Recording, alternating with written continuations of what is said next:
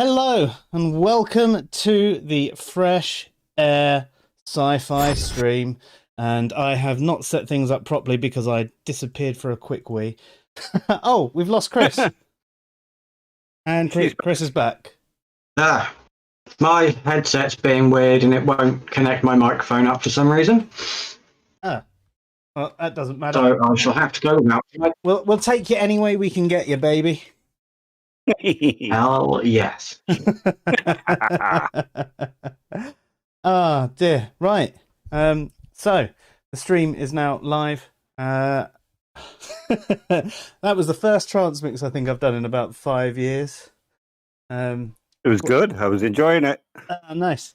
Yeah, it's one of my favourite genres to listen to and to go raving to. Because it's also pretty and airy and everything like that. But it's there's not enough to do when you're having a mix. I find it's very much, I need to try and start this at the right point so it doesn't sound too shit when the other one finishes. Whereas when you're mixing like drum and bass or breakbeat or something like that, there's like, how many tunes can I blend together to make a new tune sort of thing. I think I used to have fun doing sort of 4-deck mixes, which you can actually do off these turntables. It gets really confusing, but yeah, you're sort of cutting out frequencies in various tunes and making this whole other thing that sometimes sounds really good, sometimes sounds awful. But yeah, doing it with the old chants, there's less opportunity to make a blend of sounds unless you really plan a set. And I did one a few years back where I got into sort of like harmonic mixing a little bit. And there were ones where the outros of one tune would play really beautifully with the intro of another, and you'd get this sort of conversation piece going back and forth before the next one dropped in and stuff like that. But anyway, you're not here to have me blather on about mixing, are you? No. Why not? Why not? It's more interesting than us. Yeah. So tonight we are here, sort of carrying on from last Tuesday's stream. And last Tuesday we were discussing morality, weren't we? Yeah. And it sort of came up that we should probably have a discussion about moral particularism and value pluralism. So I suppose we should start with, what are those, Dave? I don't know. I've never heard of either of them. Oh, okay. Well, I'll have to delve into my good place memory then. What do you expect? Do you think I've studied philosophy or something? Okay. I'll start with moral particularism because it's one that Kriss is interested in. It very much is. Yeah. Okay. So generally, when we think about morality, we think about principles. So when we think of somebody being a moral person, we think of them having a certain set of principles that are consistent and applied across the board. They might not necessarily be applied in a sort of cosmopolitan way, but they'll have a principle like it's not moral to lie to your friends. Some might go with it just, it's not moral to lie in a sort of universalist sense, or there might be a generalist sense, which is it's not okay to lie to your friends, but it's okay to lie to other people. And those things will be applied consistently across the board. Moral particularism is a bit different. It argues that there is no moral principles, no consistent moral principles. It was first come up with by R.M. Hare. I think it was in the 50s or the 60s. And I think it's Jonathan Darch who mostly promotes it these days. And it's the idea that there are no universals, there are no general principles across the board, there are no general principles. We take each moment as it comes and we judge it based on the circumstances. We have basic ideas about morality that we learn through our life, that we come across in culture. And when we're greeted with a situation like somebody's stealing just because it's cool, we might say, well, stealing is wrong, especially in that scenario.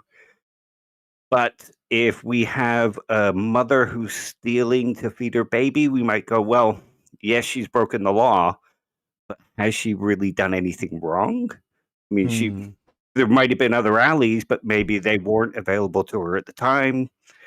We have to consider all the circumstances and judge then. Does that make sense? Yeah, definitely. Yeah, so, I mean, with that, you could still have an ultimate purpose to morality, but you realise, no, there is no ultimate purpose to it. No. Right. Not in moral particularism. There are no moral principles, no moral guidelines, no moral absolutes. It's all intuitively based. Think of it in a sort of emotivist basis. I was just going to say, is it like emotivism, but...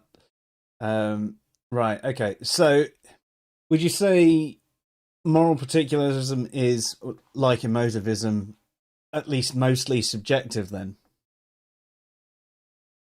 Yes. But not subjective in the sense that it gets its truth from the personal opinion.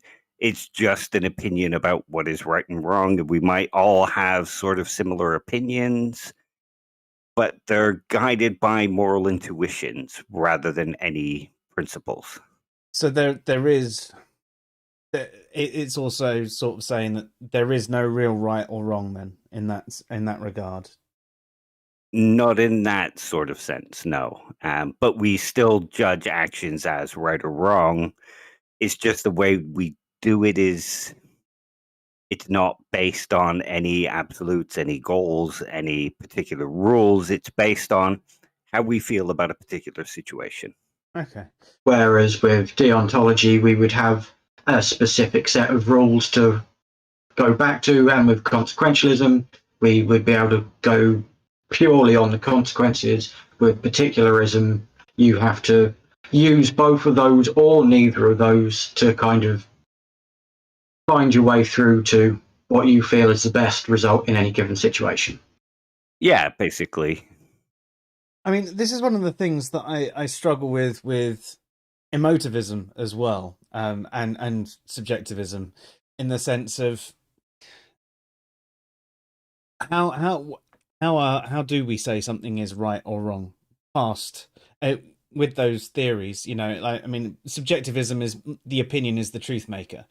So in that regard, if someone decides it is moral to rape and torture babies, then subjectively they are correct because their opinion is the truth maker, and that's one of the problems with moral subjectivism. Emotivism is very similar in that regard, except it talks about the way people feel about the situation.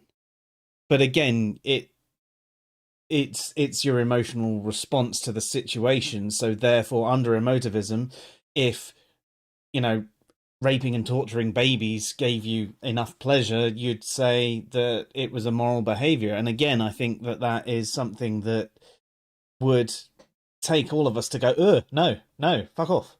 So under moral particularism, it sounds like it's open to the same issues. Yeah, sort of. There is no moral truth in moral particularism, not in that sense. Like there is no, it is wrong in an absolute sense to do X. It's just that we have certain standards that our society goes by, which influence our moral intuitions. We have certain emotions, and we think of circumstances in particular ways, and that all goes to creating a moral judgment. And the more we practice these moral judgments, the kind of better we get at them. So if somebody decided, oh, well, yeah, it's okay to rape babies, you might challenge that and say, well, look, no, I don't think it is, because you're not bringing about any good. You're doing harm. The rest of society thinks that it's wrong. So those circumstances are just wrong to do. With subjectivism and emotivism, was it? or Emotivism. emotionalism.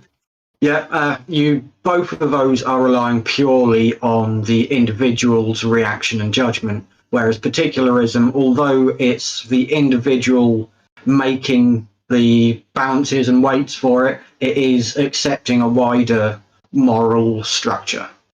Yeah, because it's generally one of the circumstances that you would take into account in moral particularism is a kind of relativism, a sort of cultural relativism, in that, well, in this country it's wrong, and even if you were to go to another country where it was right, you could say something like, well, I feel it's wrong because the rest of the world feels it's wrong, and you're doing X, Y, and Z. So I would say that there is no circumstances that kind of justify this as being a good action. So, like the example with, say, countries that decide to kill atheists because their deontological rule set, a divine command theory, says that that's fine. Under subjectivism, they would be fine to do that because it's their opinion that's the truth maker. Under emotivism, it would say that they feel they are right. So again, because they feel that they are in the right, they are, morally speaking. Under moral particularism, it would be more of an argument about the way the whole world sees this particular act. And see, this is the thing. How do you justify between them thinking it's right and someone else thinking it's wrong under moral particularism? That's the difficult part. I mean, it's basically a guideline to help think of it as something like virtue ethics. It's not like virtue ethics in that there's virtues and stuff, but you practice at gaining a moral disposition. You practice it getting good. So in a circumstance where two groups kind of disagree, the only thing you could really do is hash it out and see who assess those circumstances and argue them out. Would it be a fair thing to say that moral particularism would be more a set of ways to judge how you act as opposed to a set of ways to judge how other people act? It's more of an internal thing as opposed to a judgment on other people? Yes and no, because it's also judging other people. But that's why I say it's sort of like virtue ethics in that it's sort of reasoning about your own behavior and then taking that outside of your own self and judging the actions of others.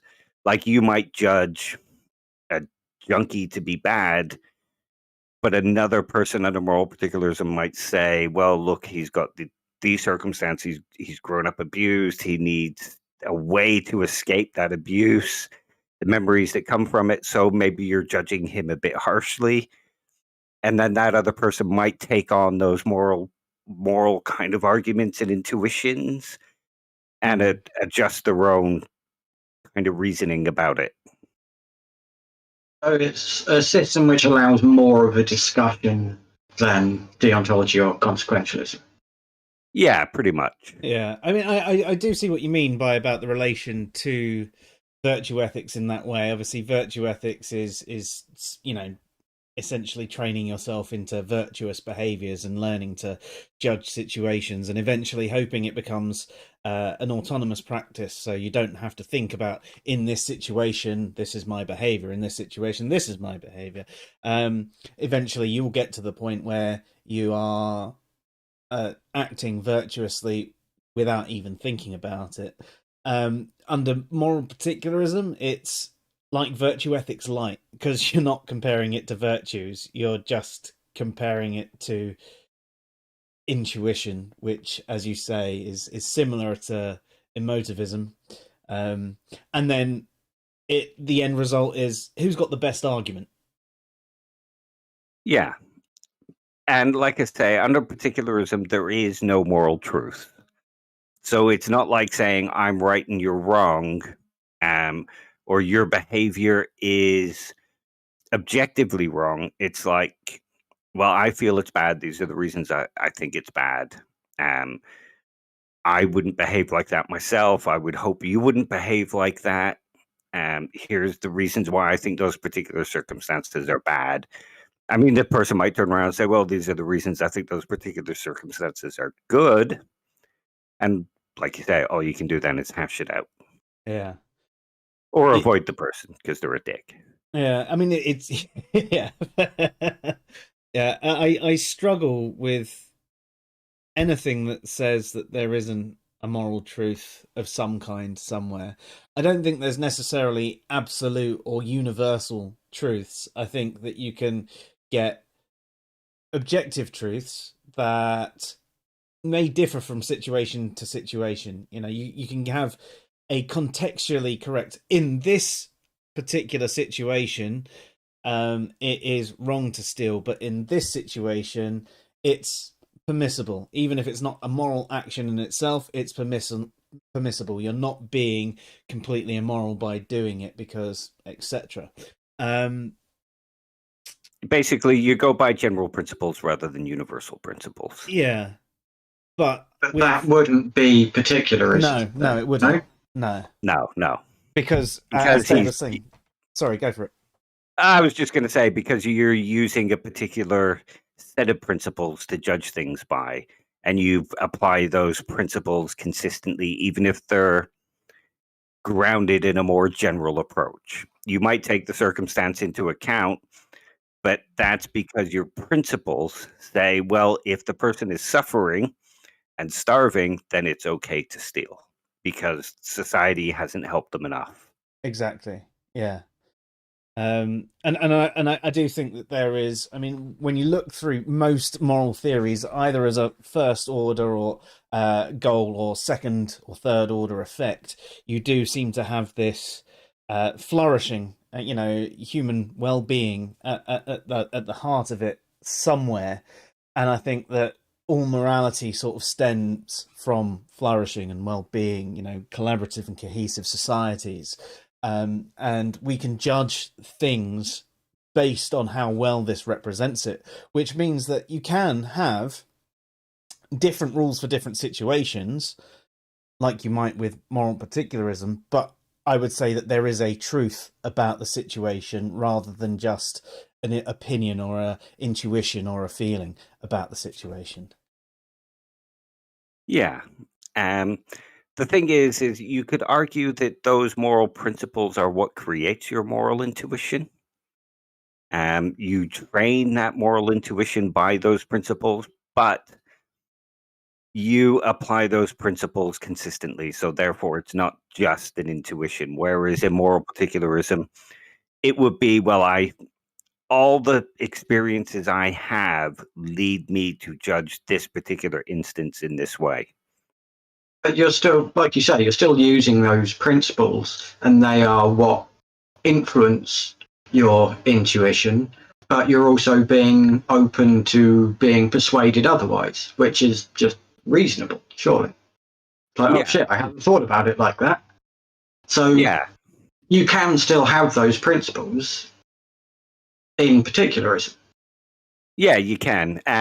It's just that you would argue that those principles don't apply consistently or across the board or to everybody in every culture. They're just the guiding sort of the things you feel that are right and wrong at that moment are what guide that intuition and what guide you to make that judgment as good or bad. I suppose it also gets somewhat muddied depending on how broad your the word's just gone, principles are.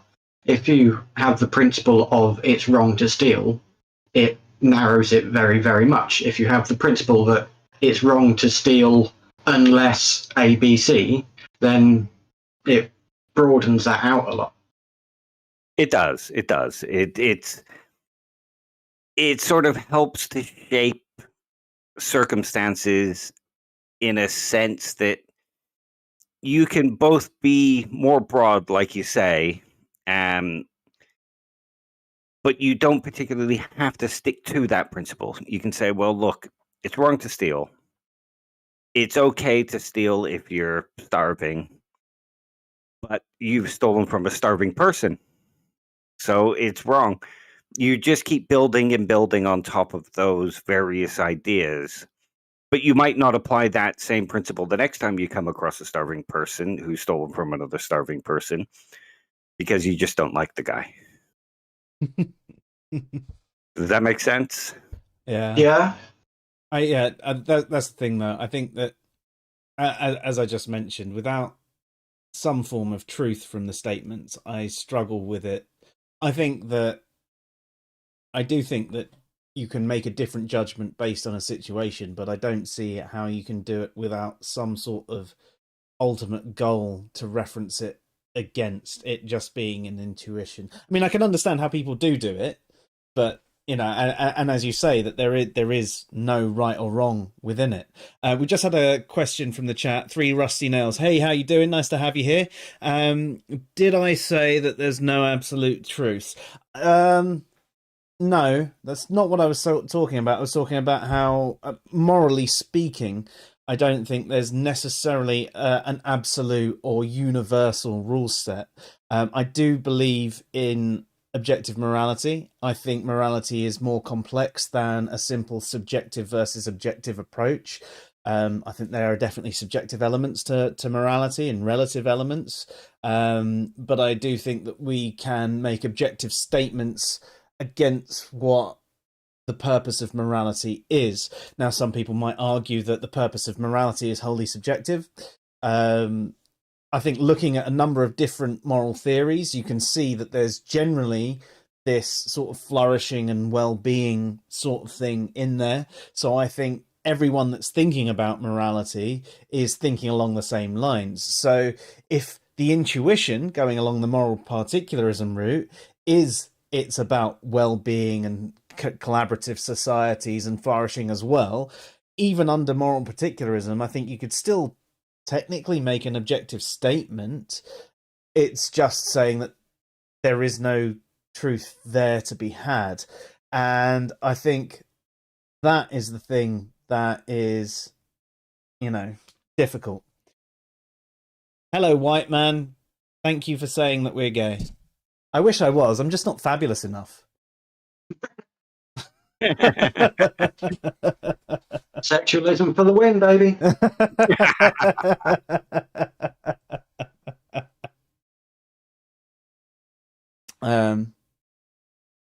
But yeah, sorry, distracted there.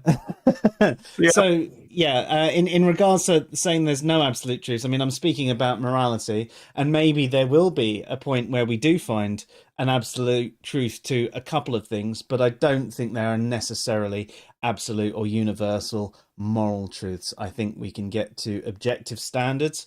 I think that eventually, when we know enough, we might have correct objective standards. But I don't think that we will have an absolute rule set. It's one of the reasons that I struggle with deontology, where it's like stealing is wrong. That's it. Boom. And it's sort of with a lot of consequentialist moral theories, they're open to a number of different errors. By errors, I mean you could do something that is intuitively immoral, but under consequentialism, the result is good, so therefore it's considered moral. But like we were talking about last week with the whole torturing for terrorists and saving millions of people. Yeah. Exactly. Intrigued Feline, an objective statement that holds no truth. Now, I'm not saying that there's no truth. I'm saying it's not an absolute truth. So if we're to use it, so if we compare something against flourishing and we're to compare a particular set of actions against whether it helps the human race flourish, we can say that this is true in this circumstance. But in another circumstance, the same action might not help us flourish. So therefore, it's not an absolute truth. It's not a universal truth. It's just a truth for this particular circumstance. Does that make sense? Yeah. Yeah. Of course, I mean, we could get onto theories of truth, and then we'd just be going off piste by a million miles, and we'd be here till next Tuesday. It's true. I know it. I don't believe it. It's fine. Yeah, I've been getting into a few conversations about knowledge recently and beliefs. Again, it's almost like it's all I ever do: knowledge, beliefs, morality, and the definition of atheism. That's why I try to introduce these new topics. What, Gives morality? us all something different. A different kind of morality. I just like talking about torturing people. That too. Not that I'm a serial killer or anything, and there's no bodies in my back garden, honest. Not anymore.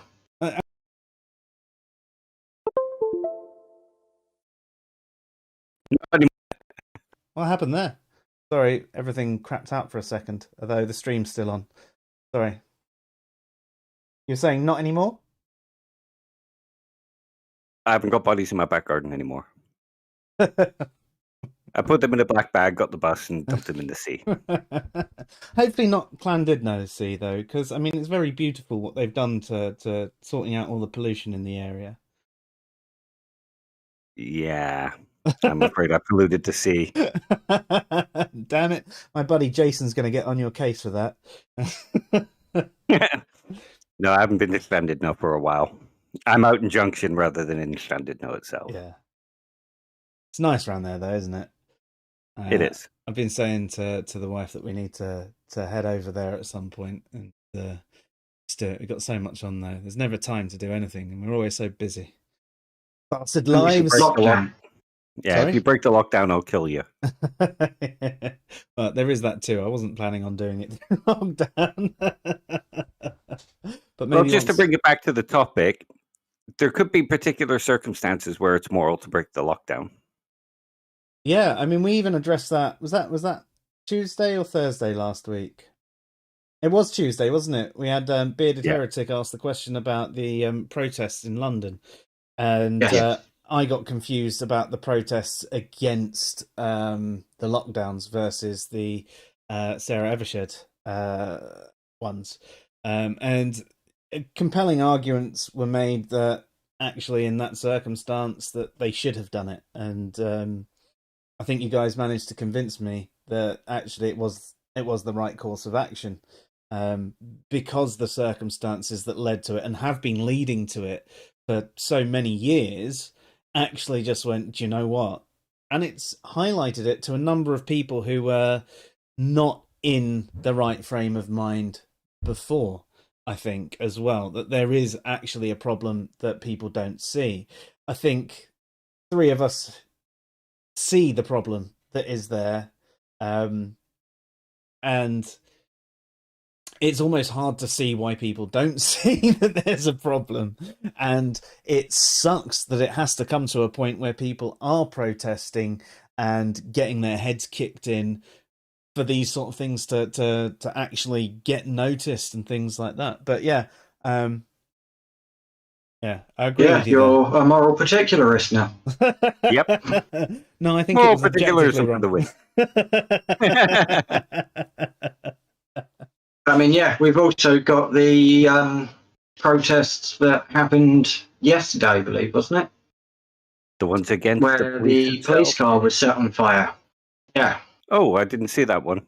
Yeah, no, that was a few days ago. I knew the protest happened, but not the cop car. Yesterday was against lockdown. A couple of days ago was Kill Bill, which was... I thought it was yesterday, but yeah. No, do you know what? You could be right. My sense of time is fucked. Yeah, same. But yeah, because of the bill being presented to be able to basically put people in prison for 10 years if they protest. Yeah, absolutely crazy. I mean, to be honest, the bill isn't in its final draft yet. It's still very rough, but it needs to be really considered. And yeah, that's what I mean by it, like thrown out. Because if you can't But yeah, protest... as a general rule, I would say it's wrong to set police cars on fire. But in this particular circumstance, if that's what it fucking takes to stop shit like this from going through, then fuck it, yay arson. Yeah. Yeah, be careful. Because there was somebody arrested yesterday for posting on Facebook complaining about the police, and she was accused of harassment or something. Oh, really? Yeah, that's proof that the bill needs to be scrapped. Yeah. Yes, far too authoritarian. Yeah, we're getting into a state where we're not going to be in a democracy. I mean, I don't feel that we're in a proper democracy anyway. I haven't felt that way for years. That's why I used to spoil my ballot, because I felt that it wasn't going to make a difference no matter what I did anyway. But I don't know, man. I think this country's so fucked and getting worse. Yeah.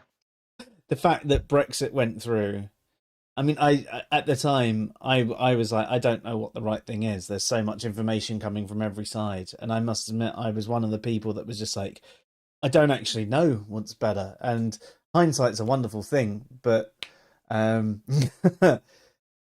think that there is so many issues with absolutely everything that's going on in this country and around the rest of the world. But I mean, all three of us are pretty much focused on what's going on in this country at the moment. We kind of need to be, because it's fucked. Yeah. Yep. Can't wait to move away. But you see, Seems I've picked the wrong fucking... Sorry, Chris. I was saying, it seems I picked the wrong fucking year to come out as trans. Jesus Yeah, Christ. unfortunately. It is good evidence of why ethics needs to be taught in school as part of some kind of social instruction type class or something. Maybe not philosophy, but like a social studies kind of class. Well, there seems to be some degree of philosophy and ethics being taught in secondary school now.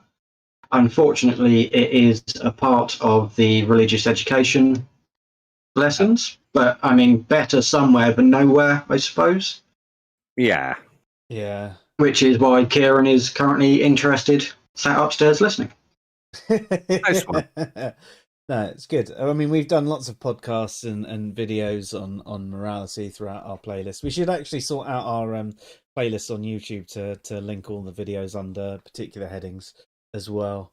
And there's a couple of people that I've been watching on YouTube recently that Opie linked me to. Was it Kriss, Gary, or something like that? Gary was somewhere in the name, I'm sure. Opie, if you're still there, I know you said you had to duck out, but Gary Edwards. Gary Edwards, that's him. Thank you. He's definitely worth checking out as well. If you're into watching, he does quite concise little videos as well. So if you're someone that doesn't have more than 5 to 10 minutes to sort of spare, you can break it up into little chunks and go, I'm just going to watch this one right now, right on to the next one. So it's good. Yes, I'd love to go to Australia, but that's ultimately where the wife wants us to end up in the future. We even started the ball rolling on things a little while ago to get stuff sorted, but we've decided to stay in the country until the kids are a little bit older, and then we might consider a move out there in the future. Who knows? I'd just be set. I'd be happy with somewhere equatorial. If I could get decent internet and decent work in Tenerife, that's me sorted for life, man. I like a cheap and cheerful holiday, and that would be a cheap and cheerful life, man. Australia is too hot, has too little ozone layer, and there are far too many things that want to kill you all the time. I think I'd go New Zealand, personally. Yeah, New Zealand's better. Yeah, it's like the UK version of Australia. Yeah. And their response to things like COVID have just been largely amazing. Yeah, my brother-in-law has been out there through the whole pandemic. and we've got friends out there as well. And I mean, they're going to gigs and things and festivals and all of that because they just dealt with it so well. The second there was a case, they're like, right, lockdown for at least another 2 weeks, maybe 4. But it's one case, and you're like, yep, we're locking it down. We're locking it the fuck down. And you're just like, but one case. And that's over here. We're like, oh yeah, it's only a few thousand a day. So economy. Look at our economy compared to maybe the New Zealand one at the moment. That's actually through having these intense, hardcore lockdowns, a couple of them, has been able to get everything working again over the last year. And we're still stuck in a lockdown. And there's thoughts that it might be extended again. And we've just had a further extension to the travel ban and things like that. So, You're back, OP. It's good to have you back, but you missed the question I asked you, and Dave answered it anyway. About Gary Newman and feeling safe in your car. The Fear Factory version of that is awesome, especially with the fact that Gary Newman is in that one. Check that out. You should also check out some of his called RIP, which is weird industrial metal. It's amazing. Ah, interesting. I do like a bit of industrial. What was it? No, it was. I'll tell you what, OP. I'm going to tell you the answer, and you can guess the question. The answer was Gary Edwards.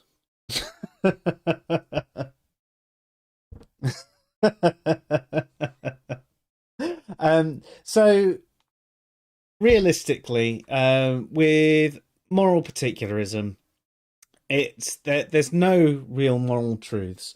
So in comparison to subjectivism, the moral truth comes from an opinion. With emotivism, the truth comes from the way you feel about a situation. With particularism, they're saying there's no truth, but there is a lot of discussion to be had on it, and ultimately it comes down to someone with the better argument, and you would probably be applying your own principles to it, even though there aren't any principles for it. Is that about right, Dave? Sort of. With emotivism, you could argue that there are no moral truths either, because morality is simply our emotional response to a particular thing. If it makes us happy, we consider it moral. If it makes us sad, we usually consider it immoral, or causes disgust. Are there people who actually promote emotivism as a valid model? David Hume, yeah. There's quite a few that promote emotivism. Surely the existence of sadists disproves that as a valid moral theory. Yeah. There are those who would argue that morality isn't normative, it's responsive. So it's not how we should, how we ought to behave, it's just how we judge behavior. So in some respects, it's an afterthought. So if I was to torture Kriss and Kriss didn't like it, then she and I would have to say that it was immoral. Flip side, if you liked it, Kriss, then it would be moral under emotivism. The act of talking to me wouldn't be judged as moral before you did so. Yeah, something like that. Yeah. I suppose unless you had something where you said, I don't want anyone to do this to me in front of the situation. So therefore I would know in front of the situation that this would be something considered bad. But you could take it to a more extreme example and be like, instead of talking, which is somewhat of an amoral act in it of itself, stabbing someone. If I stabbed you and you liked it, then according to emotivism, it was fine. Even though stabbing people is largely agreed upon to be a bad thing. Yeah.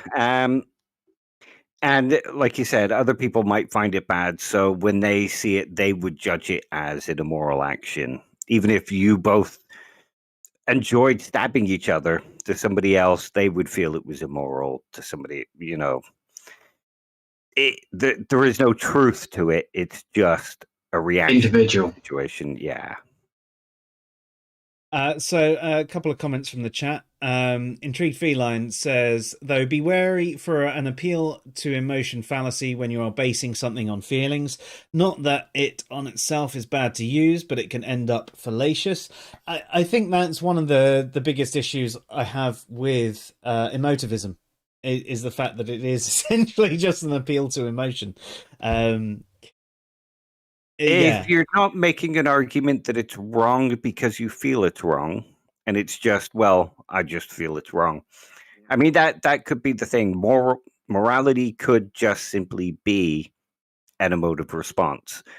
You have Mackie who argues something like, we make statements and propositions about morality, and we might say it is wrong to steal. Mm-hmm. And it sounds like a proposition, and we might assess it like a proposition, but in actual fact, we're making an error when we judge it like that. Because when somebody says it's wrong to steal, what they're actually saying is, I feel it's wrong to steal. Mm. Yeah. Yeah, that's fair enough. Which goes... Sorry. So which goes against the ideas of like deontology. Yeah. But you are, in a deontological sense, if you say it's wrong to steal, you are actually saying, no, it's wrong, not just I feel. Mm. Yeah, exactly. You're making a truth statement. A truth cool. statement. So, Three Rusty Nails has a question saying, so morality is both subjective and objective. The short answer is yes. The longer answer, which you're going to get, is descriptively speaking, as in the way it works out in the world, it's a combination of subjective, relative, and objective statements. There are people with deontological rule sets, whether that's divine command theory or it's gone Kantianism, that's the one, or a different deontological set that they're working against. They have an objective standard, but you could say that there is a subjective element to it. People who might choose a particular consequentialist moral theory, you could say that there's a subjective element to the choice that they've made, but the normative ethical theory is still objective in and of itself. If you The way I address it, the way I tend to sum it up, which I think we've gone over before ourselves, is that there can be objective truths in different moral structures, in different moral theories. Things can be objectively good and objectively bad. But as morality descriptively works in the real world, you do have to make a choice as to what moral theory you go by, which does make objective frameworks on a subjective foundation.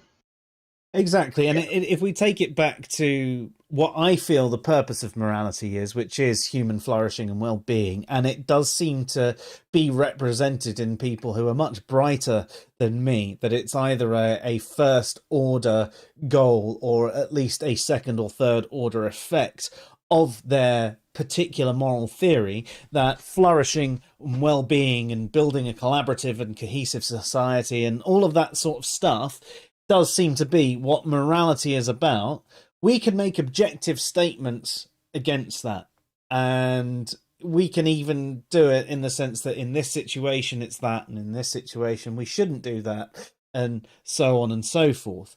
But even still, there can be an argument that someone says, well, that's not what I think morality is about. So in practice, I think that as in descriptively about how it works in the world, it's definitely not completely objective. Now, a normative ethical theory is objective. The choice might not be which one you're doing. And morality, at least normatively speaking, does seem to be objective, with maybe a few subjective elements to it. And I think at some point we might have enough knowledge about morality and the way things work to actually attain an objective standard, like a normative objective standard that perhaps is even correct, and that we can actually say, no, this is what it is. But we're not there yet. I don't think we ever will be. It's hard to know. That's part of the discussions going on in sort of meta-ethics. Discussions not about moral theory, but about morality itself. Is it objective? Is there a purpose? Is there a normative standard that one size fits all? Those are all sort of meta-ethical discussions, and it's far from actually being close to being resolved. And considering we've been talking about this for nearly 10,000 years, it probably won't be. No. If we'd have stuck to religion, it probably would have been. Yeah. Because it's God says so and so. Morals come from God. Therefore, there is only one normative standard, and that comes from God. But in unless reality, a new religion comes along. Yeah, but then they just killed out new religion. Subsume it into their own set, or argue that their God is wrong. You know, that kind of thing. I think of any examples, no. No, Islam wasn't anything like that. No. But yeah, it's like you say. I'm not sure that there ever will be any sort of conclusion on that, because it's like Mackie says, maybe we're looking at it wrong and we're discussing it in terms of truths, but they're not actually truths. It's like a combination of emotivism and normativity and that kind of thing. And society develops as well in what we are capable of doing as individuals. So those individual things which might have been normatively agreeable on when life was far simpler, there's going to be further and further exceptions and branches and things. And yeah. Oh no, definitely. I mean, that's the thing. Like that's why I think you can have an objective standard, but obviously objective other than that's why you can't have an absolute or universal standard, because life changes so much in and of itself. I mean, you could think about things like eugenics, the way it used to work, in comparison to an ideological version of eugenics, and actually you could have a version of it that could be ethical. I mean, I know that I'm probably have caused a number of people to turn off now, but I think that you could have.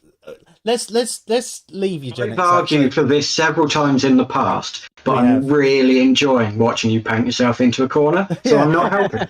Yeah, so I'm stepping back and I'm going to go cloning. Let's think about how cloning used to work to how cloning could potentially work in the future. We could have an ethical version of it. One of the biggest issues with cloning is all the deformities and things like that. But if we actually got to a point where there was no harm caused to any of the creatures we happened to be cloning, we could actually just say, well, actually, we're just repopulating a particular species through the last 10 of it, and we're multiplying that 10, and there's no negative effect. So actually, we're not doing any harm. We're actually doing some form of good. You know, there's questions like that in ethics. The morality of cloning, the morality of genetically designing our children once the technology becomes available. There is a lot of discussion like that goes on in ethics. Yeah, and I think there needs to be. And maybe there is, like we were saying, there is an answer that is that has a truth for the time, but that is what we're saying is for the time it holds that truth, but it doesn't mean that change the context and actually there's a different truth available. Equally, I do think there are certain things that we can look back on and say, no, they were never right.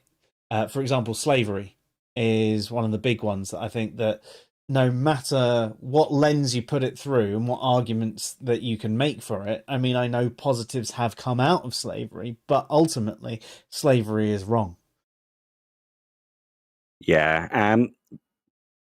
You'd be talking about something like moral epistemology then. Whether knowledge is possible, can we obtain it? What does it mean to have moral knowledge? And you can also discuss morality in terms of ontology. So it's a part of the fabric of the universe. I'm not sure that there is moral ontology as such, just moral epistemology. Sounds interesting. Sounds like something we need to cover off, and sounds like something I need to go away and look into more before trying to hold a conversation on. I'm sorry to bring up all these new ideas. I need to look up what the actual words mean, let alone what the theories mean. Jesus Christ. Moral means basically you need more Al's in your life, basically. So yeah, you need someone to call you Betty. We need more Al Bundy. Not Ted Bundy. No, Al Bundy. They're sort of similar, but one's a little more extreme in the hate of women. Bundy was pressure. So, carrying on with the chat, sorry, before we move on to value pluralism, Intrigued Feline says, I think a good subject would be euthanasia. Some would think it's immoral because it leads to death, but some other would think it would be moral because it alleviates suffering. Now, I think under the way I see morality, I completely agree with you. I think under moral particularism as well, that would be an agreement there. I think under some deontological rule sets, especially divine command theory and Kantianism, if I'm correct on that one, you can tell me if I'm not, it would say that actually, no, it's never a moral action. Although you'd get a bit confused under Kantianism because there would be certain duties conflicting each other there. Whereas under divine command theory, it's a little bit more black and white. Yeah, only God has the right to take a life. Yeah. That's it under divine command theory. Unless it's written in the book that you're allowed to take their life for a particular reason. Yeah. Of course. I was going to say, Like, unless throw God them off the commands building. that. Yeah. Don't you mock that bald person or you shall be stoned to death. Really? No, bears will rip you apart. Yeah, I know. Three Rusty Nails. Sorry, you say that you're confused. Can you elaborate on what you're confused on? I think it might be in your question about subjective versus objective. So if I was to answer that and about how that they're descriptively speaking. So when we speak descriptively, we're talking about ises, the way it works in the world. So the way it works in the world is there are different cultures with different standards. So moral relativism is how it works in the world. Essentially, it's what people believe is right and wrong, regardless of what actually is right or wrong. If we speak about normatively, we're talking about what actually is right or wrong, rather than what people believe is right or wrong. What we ought to think of as right and wrong, as opposed to what we do.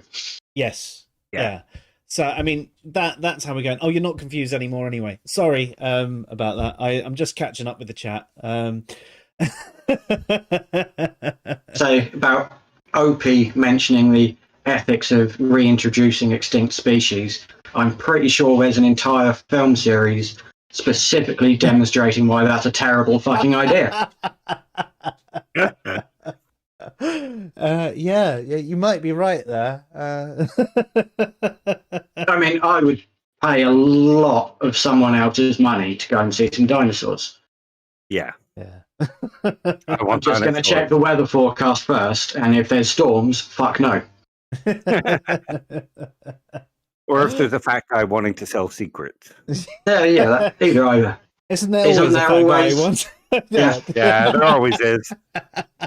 Usually me. Hey, you sell them for free on this stream. Yeah, true. But they're I not charge- secrets.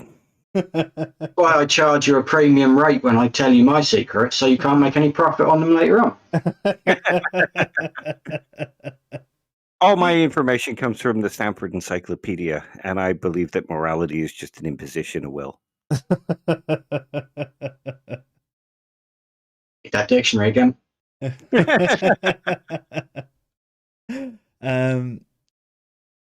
Yeah, as Intrigue Feline says, don't reintroduce 14th century bubonic plague. I think he already did. It's not coronavirus. It's OP poisoning the planet. A modified bubonic Yep. plague.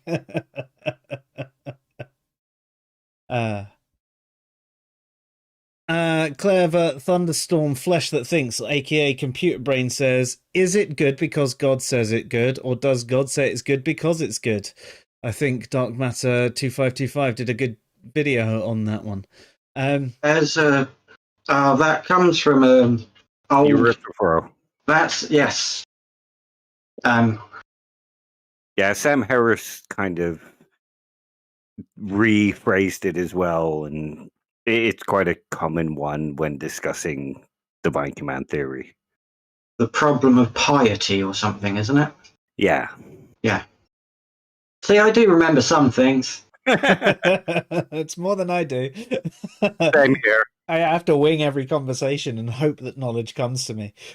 I've not been on enough of these streams for people to really know me. I'm the token idiot. And you're used to the couple of idiots here. I never know what I'm talking about. I just use a lot of big words and hope people get baffled. And I just agree with what Dave says and hope people think I'm smart for agreeing with him.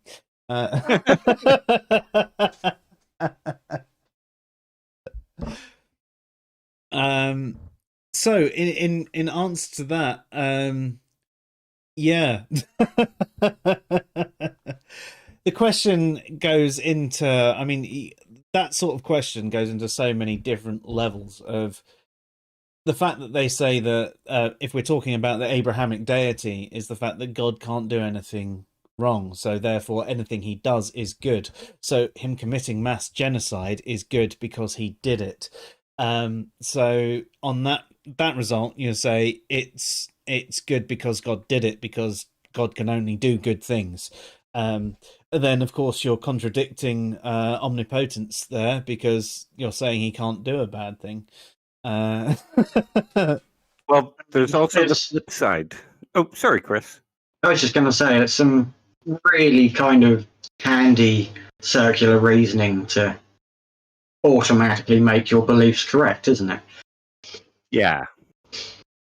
The flip side to that one is that there are those theists that would argue that God wouldn't command genocide because it's not a good thing. God can only do good things, and it's in his nature to only do good things. He sets the standard for what's good, but it comes from his intrinsic nature. But then you're sort of arguing that there's a standard outside of God that is what is good. And you're also arguing against things like the global flood, which was genocide. Yeah. And the commanding of oh God, who was it that he ordered to be killed? He ordered a couple of genocides, didn't he, in the Bible? Yeah, Sodom and Gomorrah. No, he ordered the Jewish people to actually. Oh, right, I see what you mean. Yes. Yeah, to go out and kill entire tribes because they were eating their babies and sacrificing children and that kind of stuff. Oh, they were atheists, were they? No, just believed in the wrong God.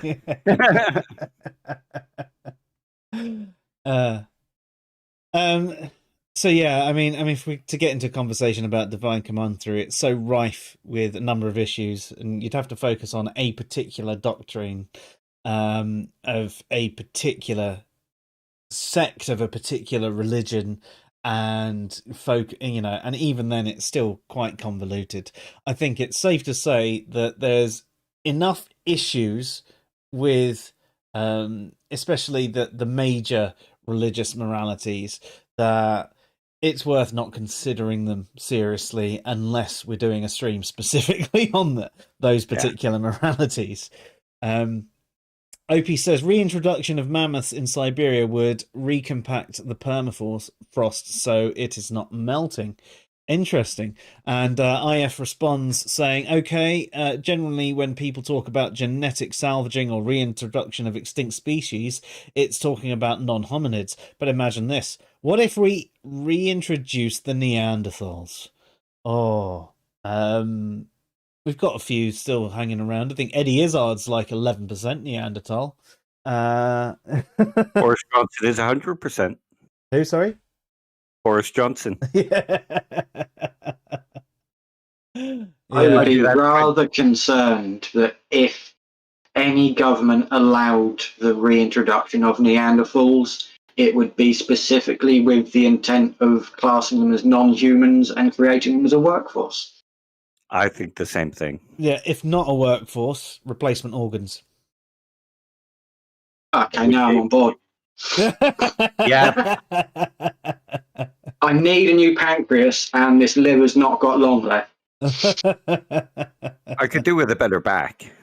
Yeah, I would like a nice set of tits. Mine aren't quite there yet, you know. Give it 10 years and a lot of pizza. Or gluten-free food. That's what does it for me. Yeah, actually, I must admit, I mean, because Katie's gluten-free, a lot of the gluten-free substitutes we have, I find I feel very inflamed by it. I feel like I swell up by it. And it's There's a lot more fat. Yeah, it's really weird. And a lot more sugar. So, are you sure you're not just mistaking it because wasps are gluten-free? I'll tell you what, I do think that there is a big chance that we will all be moving to eating more insects unless they move forward with lab-grown meat at a more rapid rate than they have been in the last year or I think there will be anyway, to be fair, just because of how cheap it is. You can already buy online a lot of like insect flour and protein powders, and I think it's just a smart thing to do. I'm not going to sit down and start munching on crickets by the handful, but if it's a crushed up ingredient, I mean, red colouring in some foods are crushed up insects as it is already. So yeah. Interesting. I mean, a question for the audience though: lab-grown meat. If there was one human that you could have meat lab-grown off of one of their cells from, and you could taste what they taste like, who would it be and why? Do you either of you have an answer for that? Are we going by the idea that different people taste different, are we?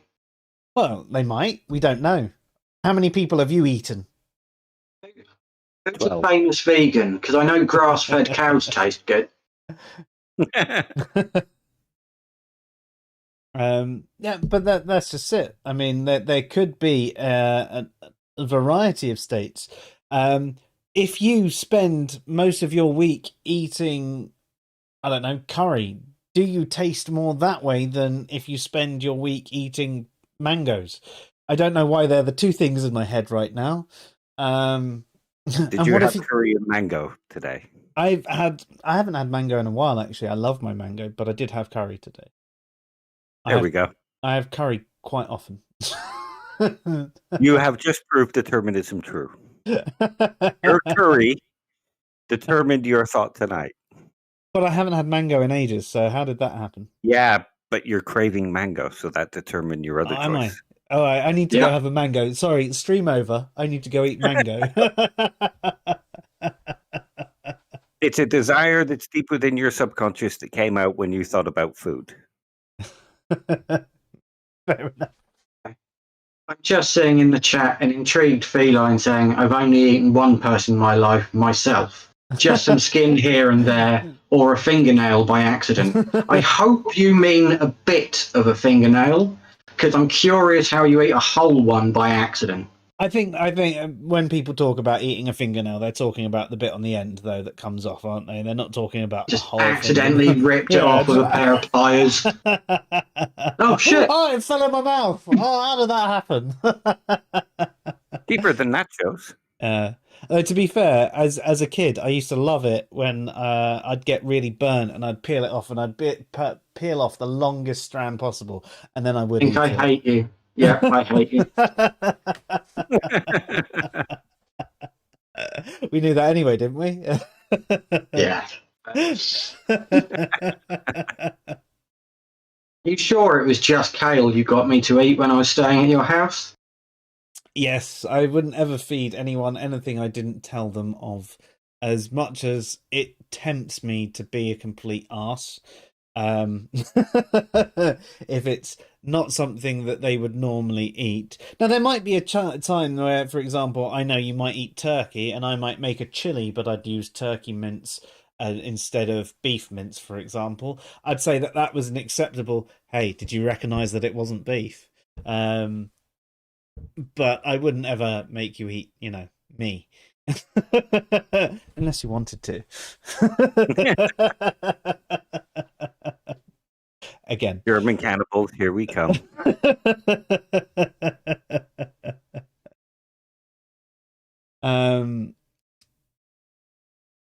It's kinky as fuck, is it, Leon? Is it? Kieran says Elvis Presley, just to say I did. He also asked a question a little while ago saying, so is God like the only morally right murderer? So the thing there is it wouldn't technically be murder from God. Murder is a premeditated, unlawful killing of a human. So if God commands it, it's completely lawful because God supersedes any sort of laws. God's law is the law. There could potentially be an argument where he says you should obey the laws of the state, and so on and so forth. But ultimately speaking, it wouldn't be murder. But is God the only morally right killer? If God commands you to kill, then that is... But essentially, the command to kill has to come from God. If there isn't a command to kill from God, then there is no moral rightness. I mean, under divine command theory. Sorry, Kriss. Even in like a case of self-defense? Well, what does it say under divine command theory about self-defense? I have no idea. Yeah, I'm lacking on that knowledge as well, but I think that there is something in there. It isn't talking directly about self-defense, but it's talking about defending yourself against attackers. It's speaking more tribally. Although I'm not sure if I'm conflating the Bible with the Quran here. The Quran does have a verse about that. So maybe it is the Quran I'm thinking of then. Same God though, so much of a muchness. I know Christians would disagree, but they're wrong about a lot of things. Let them be wrong about this too.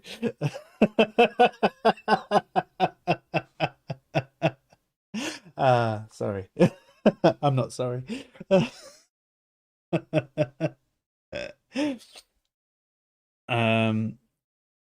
The answer to your question, does it have to be a clone? Because if it's not, David Wolf. You just want to eat David Wolf. Yeah. It would make the world a better place. It would make the world a better place. No, I'm just thinking about saying if they could produce a lab-grown steak, for example, or a lab-grown mince of the person, who do you think would taste the best and why?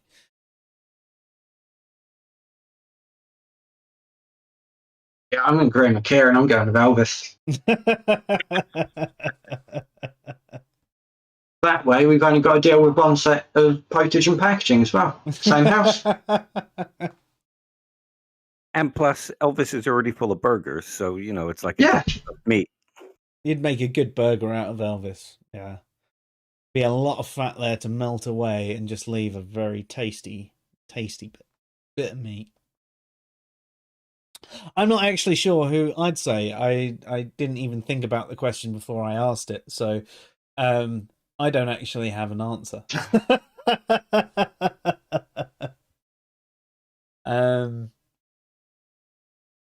I don't even have a good response. So, Dave, do you have one? No. Okay. I'm going to say Opie says Steve McRae. He didn't say that at all, but I'm going to pretend he did. And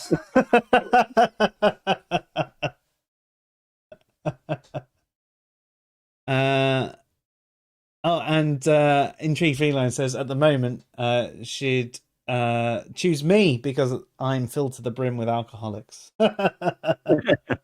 Yeah, I am basted. I'm definitely basted. One might even say marinated.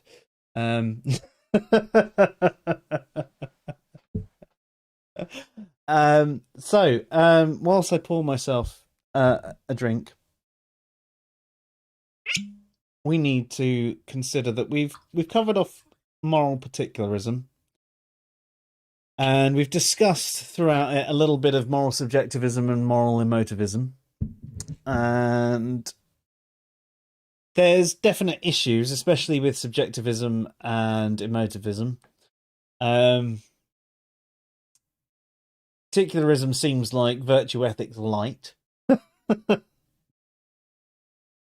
I mean, that's a really simplistic way to put it, but I like making things as simple as possible because I'm a very simply brained person.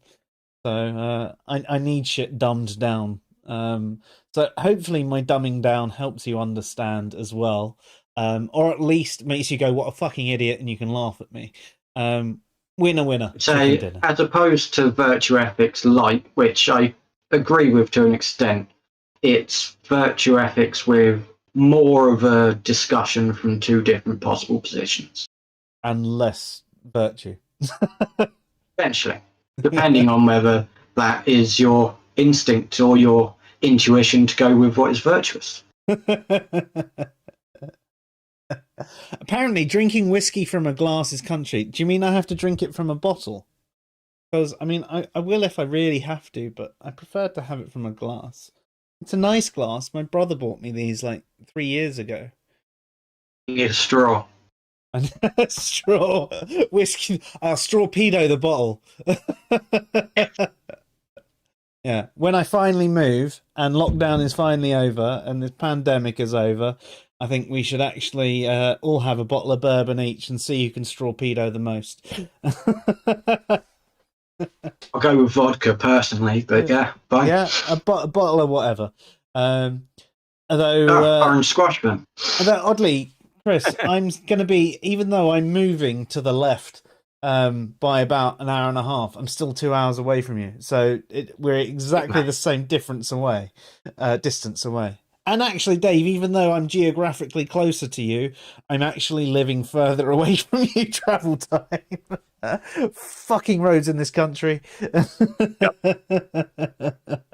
and I might be getting the hint here. No, you're right. There's nothing wrong with country. It's not my favourite genre, I must admit. But I wouldn't say I actually hate it as much as I'm supposed to.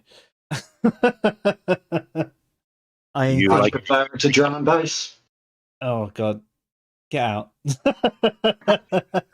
But thankfully, music taste is completely subjective, and there is no real right or wrong answer. Apart from all the Minecraft covers, they're objectively shite. Red wine and a big thick steak. Oh yeah, that's like my favorite. I actually had a bottle of wine downstairs that I was going to open, and then I didn't. But wine and steak. I actually made a beautiful red wine sort of gravy the other day that was like really thick. That was basically a steak topper the other day, which I had with a glass of red wine. the butchers, like the mobile butchers and all that, are closed at the moment because of lockdown, and they had like the best quality steaks for the lowest price ever. Sorry, What have I missed? I just saw Kieran. He's changed his answer to the meat question to Harambe. Kieran, I might have to have words with you, Bubble. I kind of love you. If you need to get away from Kristen for a while, you can always chill with us. It's a long old trek, but we'll look after you. Get walking. And feed you Harambe. And kale. You'll have to eat kale with your Harambe.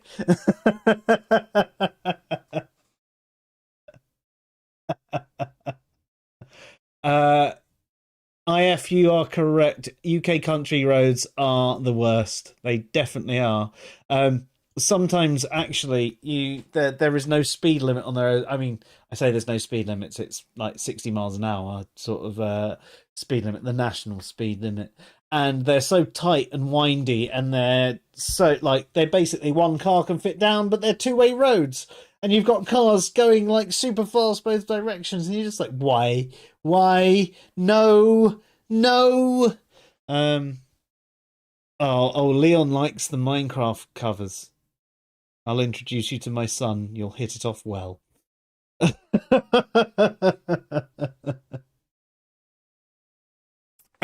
Computer brain, red wine reduction. Yeah, so as in when you're boiling something, so there was a lot of red wine to start with a bit of balsamic olive oil, and then you let that cook a little bit, and you add the red wine, and you let that reduce a little bit, and then you add some beef stock, and then you let that reduce a little bit. That's what I mean by the red wine reducing.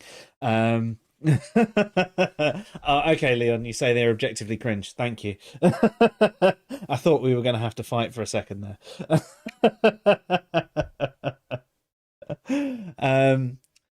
Right, so I think that you're right. You let it simmer. Yes, I know, but shh.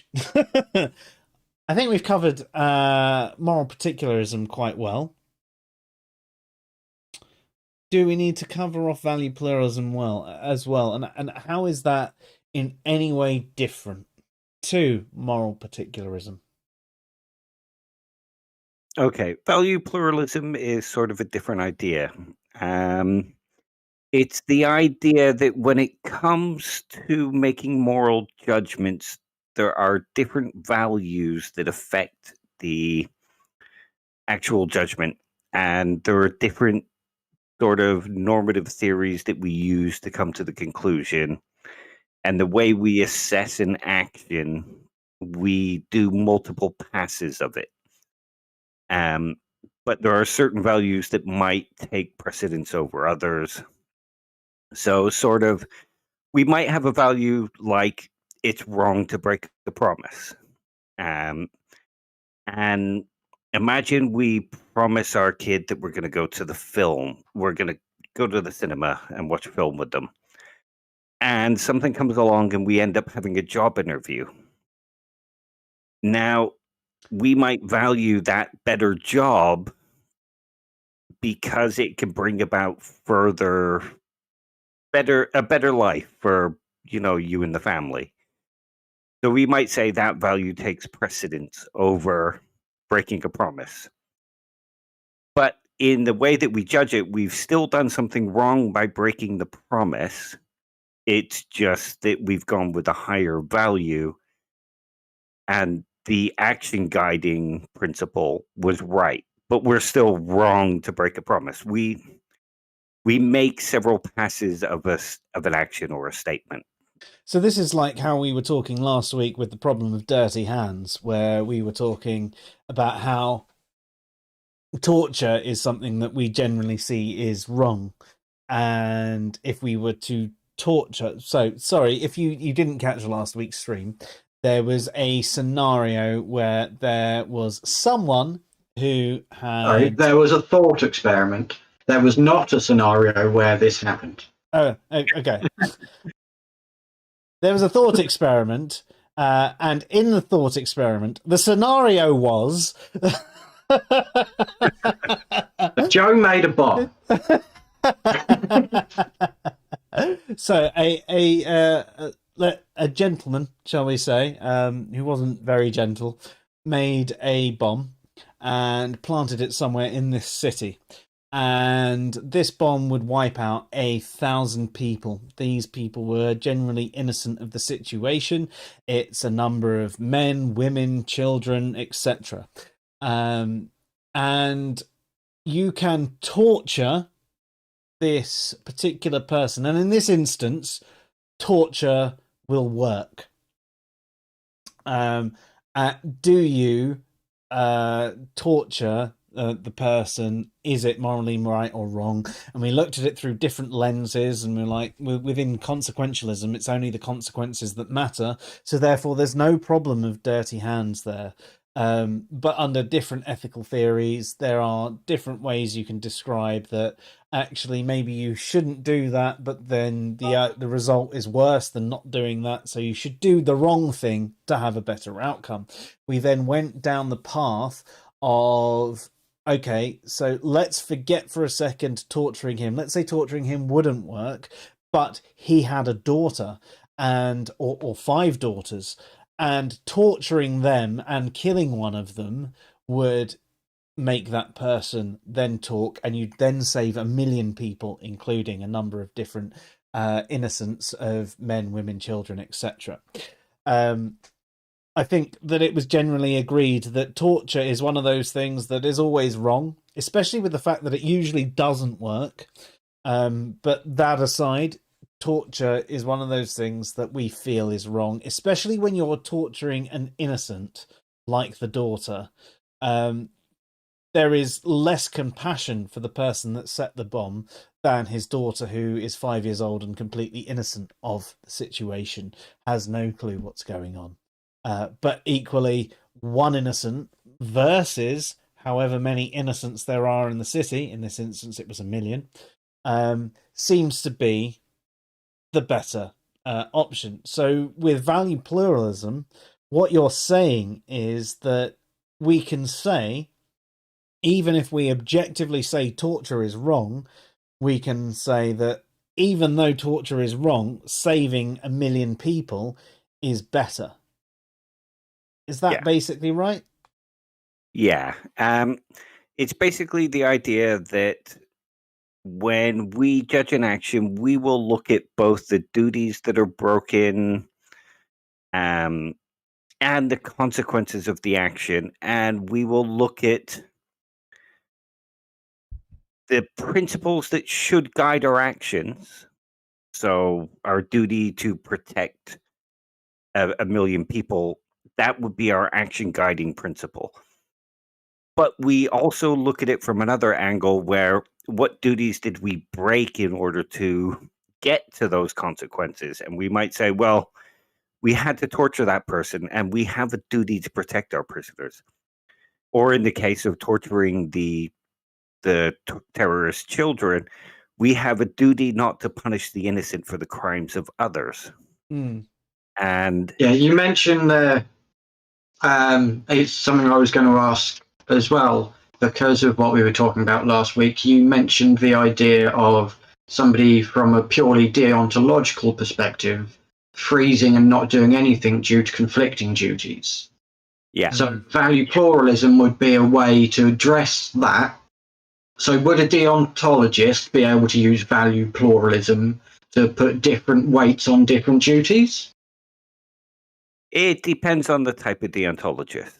But they would only look at it from the deontological perspective, where they might say that certain duties are more urgent, necessary. Than duties. Yeah. And so they might say, well, our duty to protect these 1 million people is greater than our duty to not do such and such. Yeah. But that wouldn't strictly be value pluralism. That would just be weighted duties. Does that make sense? Okay. Yeah. Because the value pluralist would look at the consequences as well. They would look at all the different values in making that sort of judgment. So they might also look at it, well, this would make a bunch of people feel bad, so we shouldn't do it. So that you've answered my next question there. So essentially, a value pluralist wouldn't just look at a deontological rule set. So a deontologist might weight their rules and obligations, but that wouldn't necessarily be value pluralism. Value pluralism would be looking at the deontological rule set, which may already be weighted anyway, but also comparing it to the consequences of the action. Is there any virtue tied into value pluralism, though? Yeah, because virtue is a value, you could include that in the way that we judge the action. So you could say that the person was not being virtuous in this instance, but they were guided by principles that meant that being virtuous. Think of the scenario where I said about getting food through in a war-torn area. It wouldn't be virtuous to bribe the people, to bribe the warlords, but you want to feed those people. The consequences of getting those people fed is greater than is a greater value than not being corrupted. What measures are used? 1 second, to... just in case folks haven't heard that one. So that was another example from last week. So you're trying to get food to a poverty-stricken country with a load of folks, but there are essentially militia, gangs, etc. around. And in a particular zone, you are trying to get food to them. But if you drop off the food directly, the gang, the ruling party in the area, will jump in. They might attack you, but they'll definitely steal all the food. But if you choose to pay this gang off, say give them 10%, 20%, whatever, they will allow the rest of your food and medicine, etc., to be dropped off to the people. So even though you're doing something wrong by paying off a militia, you're doing something for the greater good by giving people who would get nothing otherwise and are struggling. So carry on with your questions. I just felt that they might need to know that. Yeah. No, I was just asking, so in that kind of situation, what measures do you use to attach value to the different things? What makes one more valuable than another? And because to me, that sounds like it would be intuition, which would make this kind of synonymous with particularism. Yes, an intuition could guide it. It could be the different moral theories give sort of weight to the values. The difference between moral particularism and value pluralism would be that you have these guiding principles. You have guiding principles from duties, from consequences. So you might be a weak consequence. But you also agreed that you would still have those principles as part of your, or could have those principles as part of what creates your intuition in particularism. Yeah, but in value pluralism, these would apply generally in each scenario. So it's more that there's an overlap than they become us. Cool. Yeah. That's why I say moral particularism is sort of similar to value pluralism, but it's not value pluralism. It has certain similarities and familial resemblances, but in value pluralism, you would apply these moral principles in a common way and in a manner of regularity. There would still be truths within value pluralism. Yeah. It would still be wrong to torture or wrong to pay off the gang, but it would also be right to save 1 million people and right to help out the people who are struggling to feed themselves. Kind of how we concluded last time, where the act itself doesn't become right, but because the consequence is right, the act becomes less wrong. Yeah, it becomes permissible, is what we said. It's not necessarily morally permissible, which would essentially mean it was moral. It just becomes permissible because the end result is the moral result that you're looking for. So it's a permissible action. It's the lesser of two evils action, and therefore you've got your hands dirty. So I suppose under moral particularism, there isn't a problem of dirty hands either, because there's no truth. Yeah. But with value pluralism, there definitely is a problem of dirty hands, because it's actually acknowledging the fact that actually there are times when you have to do a wrong thing for a greater good. And that's why you have the value pluralism. Yeah. It's basically the idea that there are different values that can guide our actions and guide our judgments.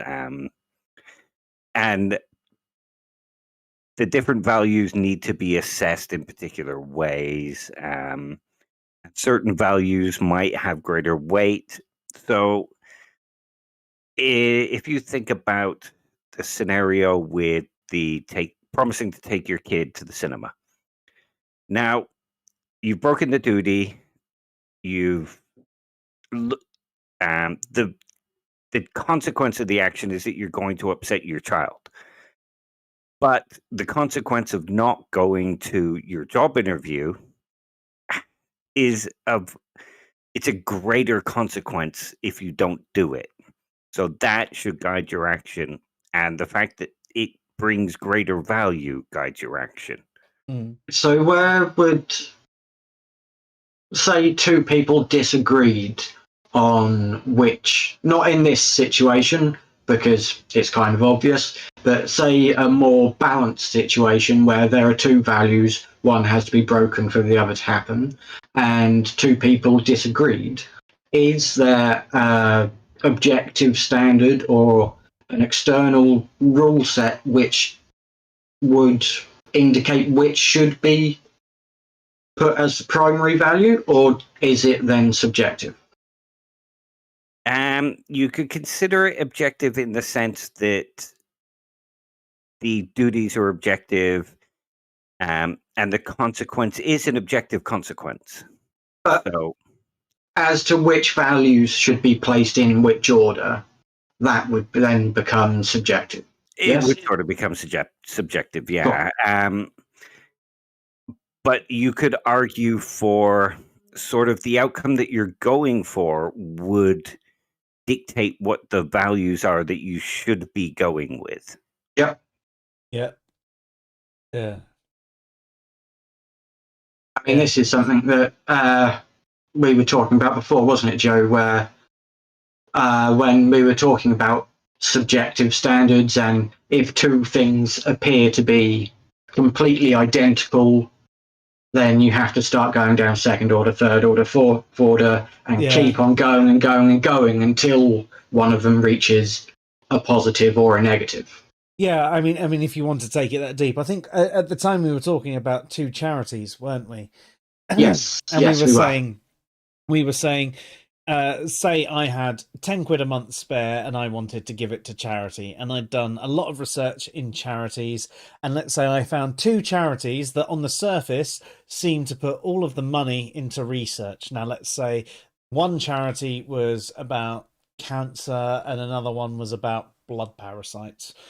Okay, it doesn't have to really be what that it was. Just the two charities ended up having equal value. They would have an equal impact into the population.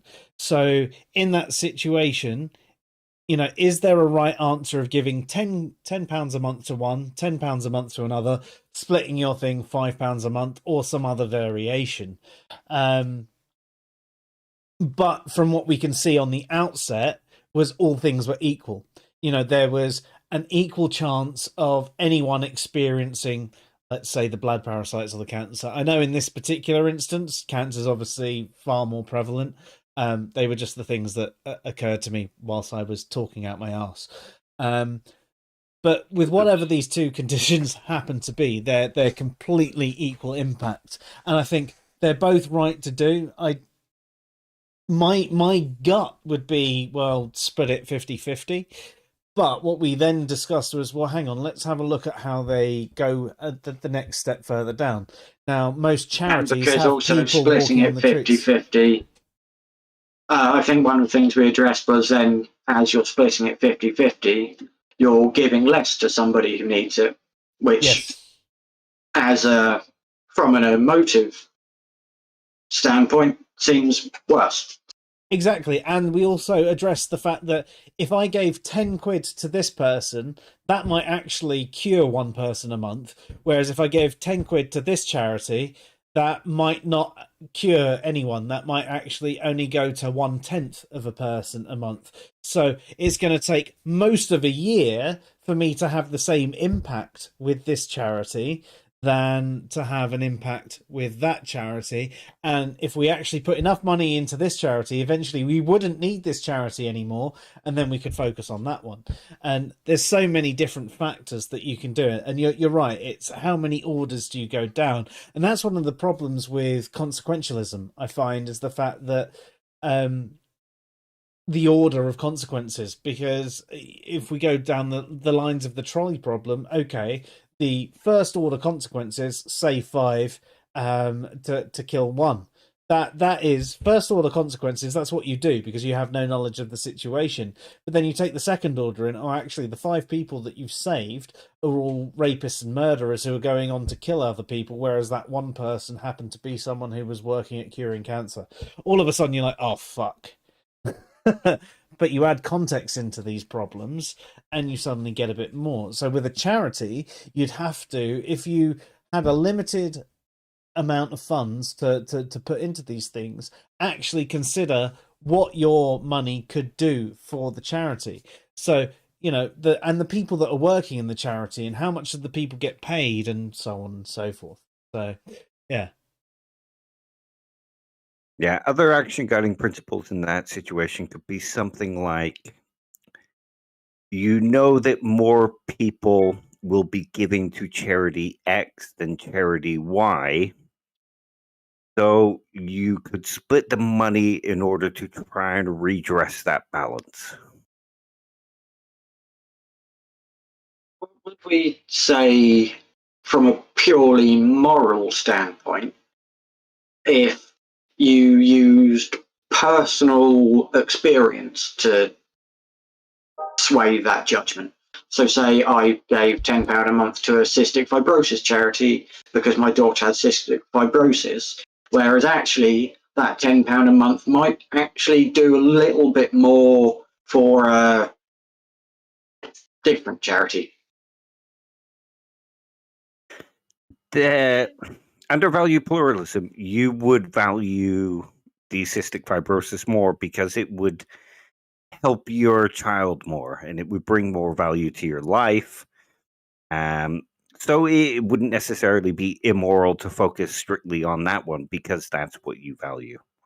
But objectively speaking, the other charity would be more benefited by my money. So from a non-personal level and a wider level, objectively, I would have been doing the wrong thing.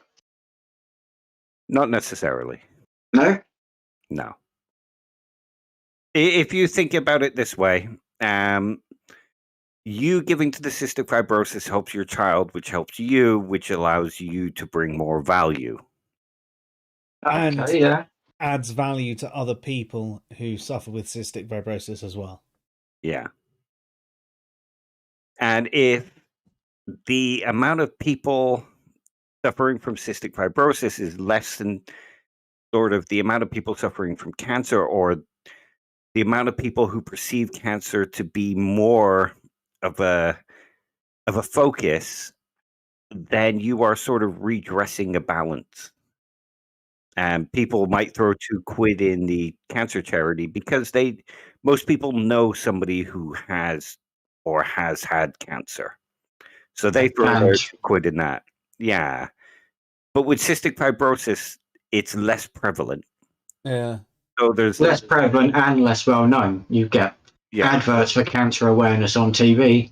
I've yet to see one for cystic fibrosis. Yeah. So you're sort of redressing the balance by giving to the cystic fibrosis. It might be more personal, but that's why you know it needs to be redressed. So that's where you value. Yeah. Yeah. That's interesting, actually, because we could even say it that on a wider scale, that actually more people who do happen to donate to cancer charities, etc., ought to actually be spending a little bit of that money on things like cystic fibrosis and even other less known things that medical conditions that happen to people, or even well-known things that don't get the attention that they deserve, like some form of mental health issue. Yeah. I'd be interested to see actually what the kind of split is between donations to different physical diseases compared to mental illness. Yeah. I put that in air quotes because mental illness is largely due to the brain and your brain is physical. So, sorry, but mental health issues are physical illnesses. And I really don't like that distinction, but it's the one that's commonly understood. So, yeah, but equally, I mean, if we throw normatively it the other speaking, way, if we throw it the other way, though, there are points of mental states are not necessarily wholly physical in themselves anyway. So there is a distinction that you can make between the two of them if we're being incredibly pedantic, which we tend to be. And it's largely down to the firings of synapses and hormones, which are still physical. Yeah, it can definitely be explained through physical terms, and you're correct in that point of view. But yeah, my point was I would like to see what the proportionate breakdown is between different physical things like cancer and cystic fibrosis or cerebral palsy or any of the others, and a direct comparison between that and mental health issues, because I have seen some adverts for like suicide awareness and things like that now. Yeah, which I don't think existed 10 years ago. Yeah, no, you're right. It's definitely more prevalent than it was before, which is great. It absolutely is. I don't think I've seen any of the adverts and things that has necessarily appealed to me. I find them a little bit cringe, personally, which turns how bad an advert is sort of dictate. Should how bad an advert is turn you off donating to a particular charity? Oh no, not donating. Oh no.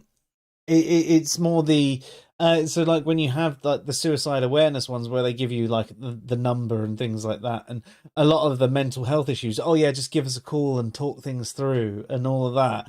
And I just think, and I watch them and I find them incredibly cringy, and I think I really hope they help people who need that conversation, but from the way they're presenting themselves, it makes me feel like they're not going to be able to help me, and that they don't necessarily know what they're going on about.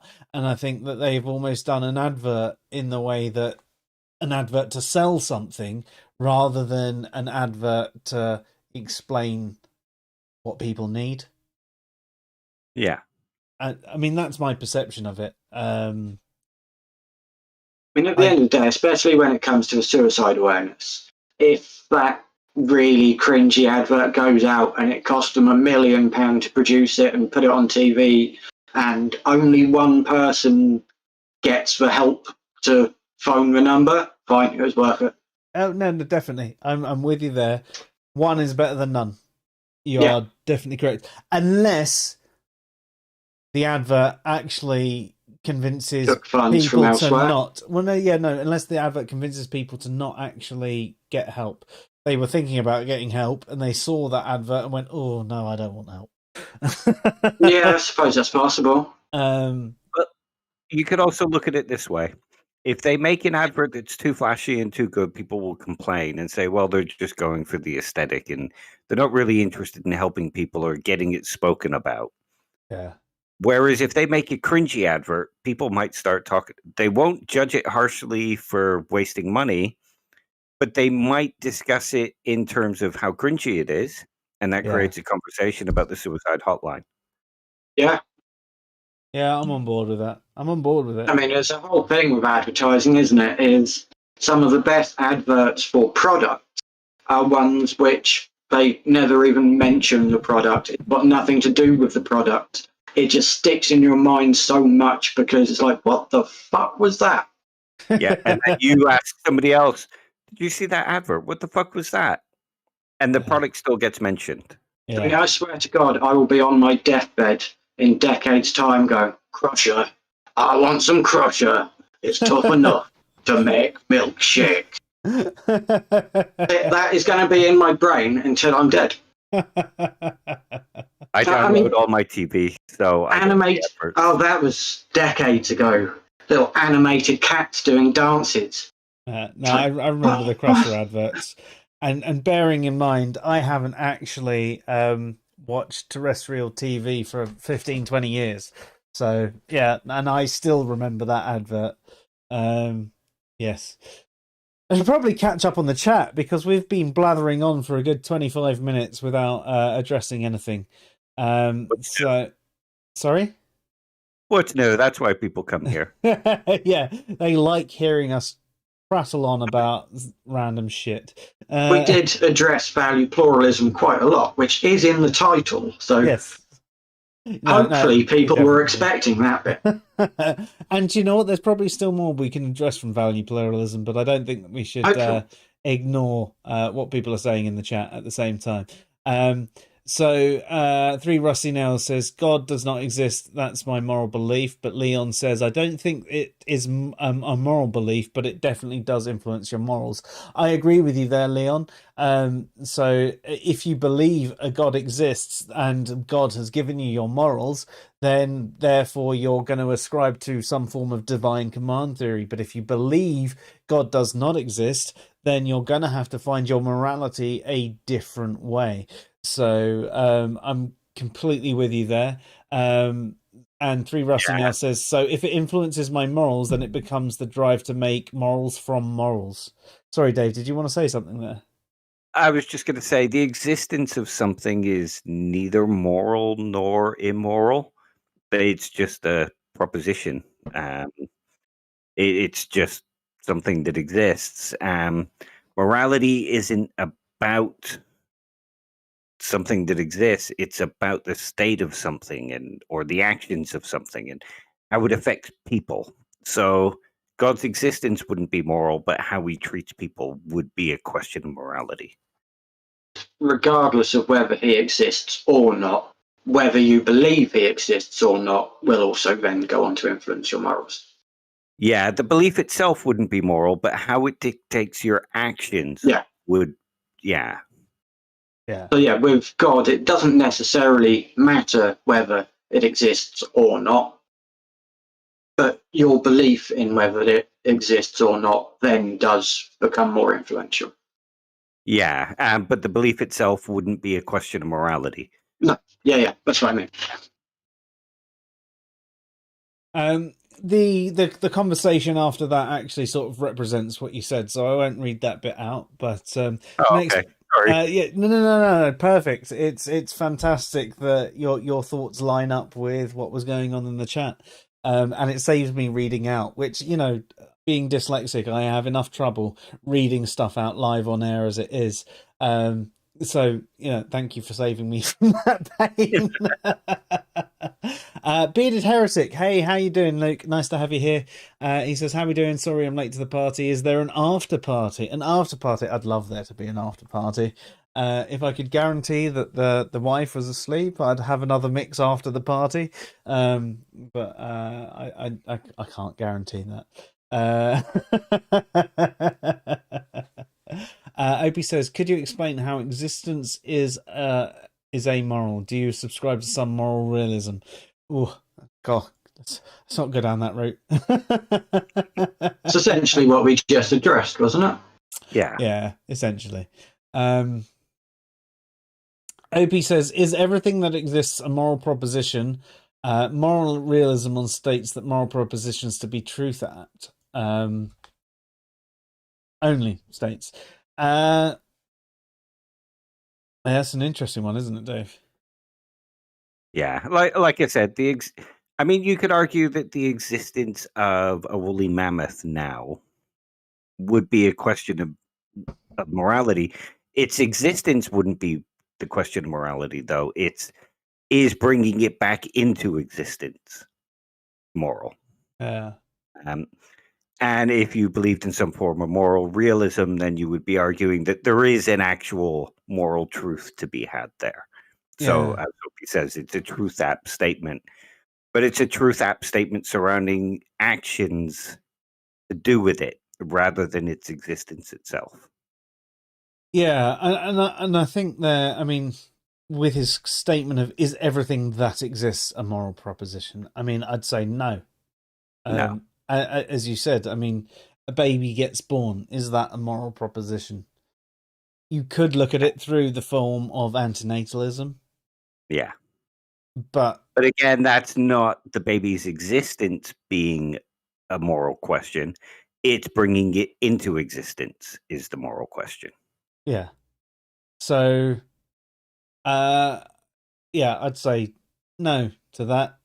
There is a lot of questions of morality about everything that happens in the world, but not everything in the world relates to morality. Yeah, morality is generally about actions and duties and consequences and things like that, rather than just the tree exists. That's not a moral question. Yeah. No, I'm with you. So the conversation carries on much in the muchness. Bearded Heretic says they focus on depression as well. Basically, no mental health advertising talks about psychosis and bipolar.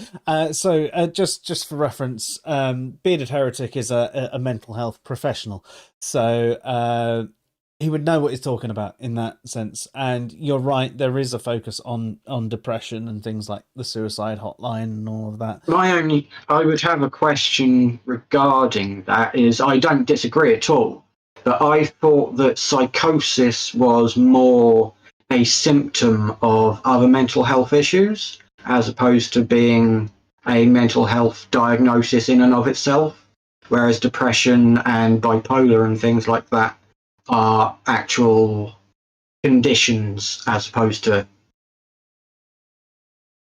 parts of.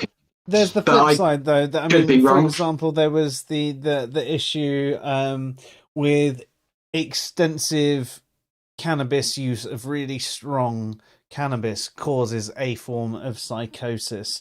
So would you say cannabis psychosis in that instance is a condition? Whoever that is, give him a smack. Kieran. Oh, Kieran, why are you not listening anymore?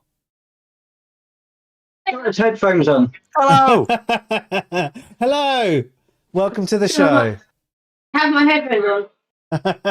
Yeah, you're on a delay. Go on. Perfect. So that's interesting. I'll wait for Bearded Heretic to come back and let us know on that one. It's a broad statement for a set of symptoms. Yeah, no, I think you're right there, but I'm not a professional, so I don't know. So he's responded and says psychosis is a detachment from reality, so it equals delusions and or hallucinations. So you could be right there in the sense that it is a result of a condition, but equally it could be a condition in and of itself.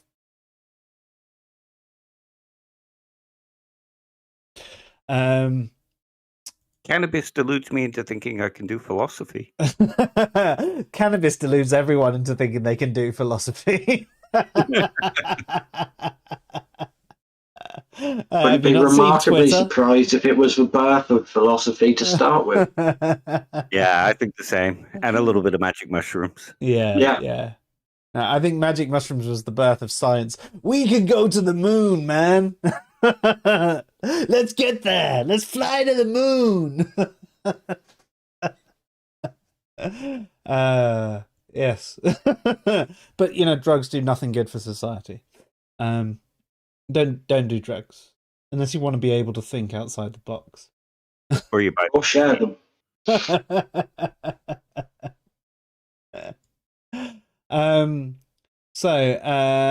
Carrying on, sorry. Bearded Heretic also said, before the statement that he said, was dramas and documentaries that accurately portray mental illness and then have, if you have been affected by this, are some of the best adverts. I think you're right. I even remember going back and watching like Biker Grove and Grange Hill and things like that as a kid.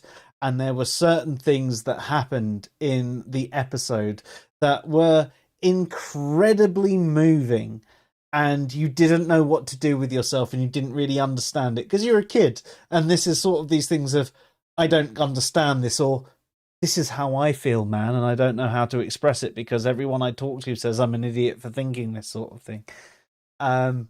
And those definitely, like that, whether it's a TV show, a movie, or an advert, or anything like that, that sort of somehow addresses it in a, by the way, if you've had this experience, have a chat with us. I think you're definitely right there. That is a bang on way to do it. So if anyone out there has actually had questions of things like morality, knowledge and everything, join into the Fresh stream and we'll educate you as best we can. I swear to God, though, thinking back of like the days when I used to watch Hollyoaks, I swear they put that statement at the end of shows sometimes just to trick you into watching the rerun of it all on Sunday. So it's like, affected by what? What? Nothing happened. I'm going to have to rewatch the Omnibus on Sunday. I must have missed something. Sell the advertising space. Right, we've had another statement that seems completely irrelevant to tonight's conversation from someone called Catholic Traditionalist, and they say, atheism is foolish, what's the live stream link? Well, if you're here on YouTube watching us, I think you've got the live stream link. I think he wants a Discord link. It's www. I think he wants a Discord link. It's www.census.gov.uk. Well impressed with the new census. Completely irrelevant. Being able to choose gender options and add in your own stuff for sexuality instead of just straight, gay or bi. I think it's really good. And also being able to get a link or sent out to you so that, say, you're a teenager who lives with your parents and you're not out to them, they'll send you a separate link for you to fill out your own details, and it will supersede whatever your parents filled out for you. Oh, that's awesome. None of this shit existed before, and I think that's fucking brilliant. Yeah, that's progress. It's definitely better than it was. It's still a bit of shit. Right, I am going to have to say that we've got a lot of comments in the chat that we need to address, but I need to take myself about a minute away because I need the wee, because I've had a lot of bourbon tonight. So I'm going to put things on Be Right Back, and we'll be right back in a few moments. Sorry?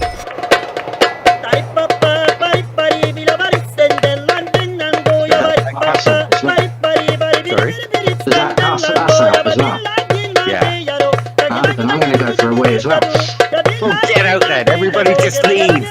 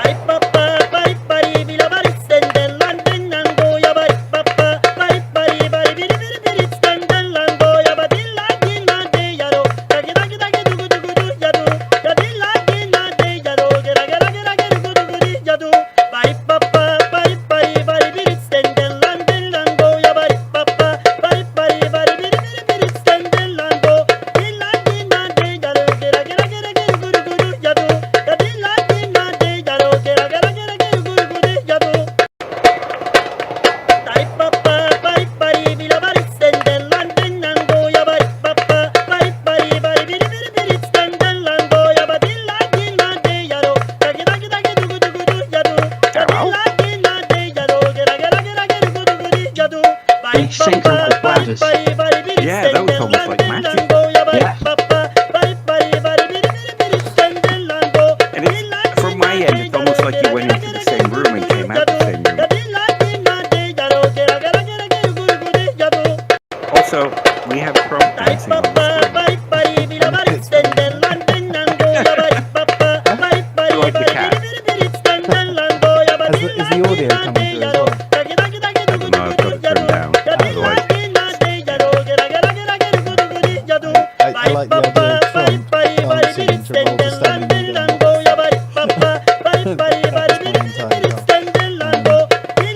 the sound is coming through. I've just turned it up and turned it back down.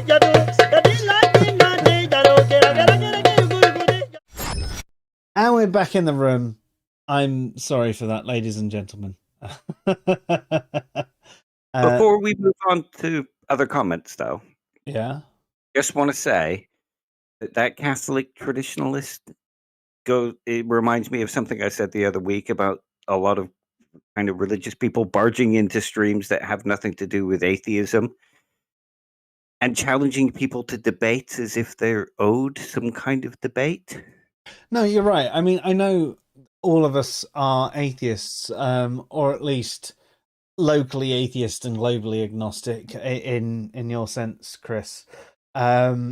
So you're right in that sense. We're having a discussion about morality, and we're speaking specifically about philosophical principles such as value pluralism and moral particularism. And we're not addressing atheism. I mean, we have addressed atheism, and if you so wish, you can find Dave and I's justifications for why we are global atheists rather than just local atheists. And in fact, how a lacktheist can justify their position as well. You know, I know, in this particular instance, there is a lot of chat going on about, not between us, but in the chat itself, about belief in God and how that affects morality. So they might not be completely shooting at the moon. I don't know what's going on with you. Why are you being so charitable? I don't know this behaviour from you. No, you're usually a cunt.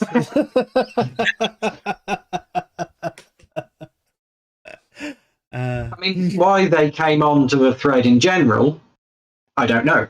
But anyway, shut up, I'm nice.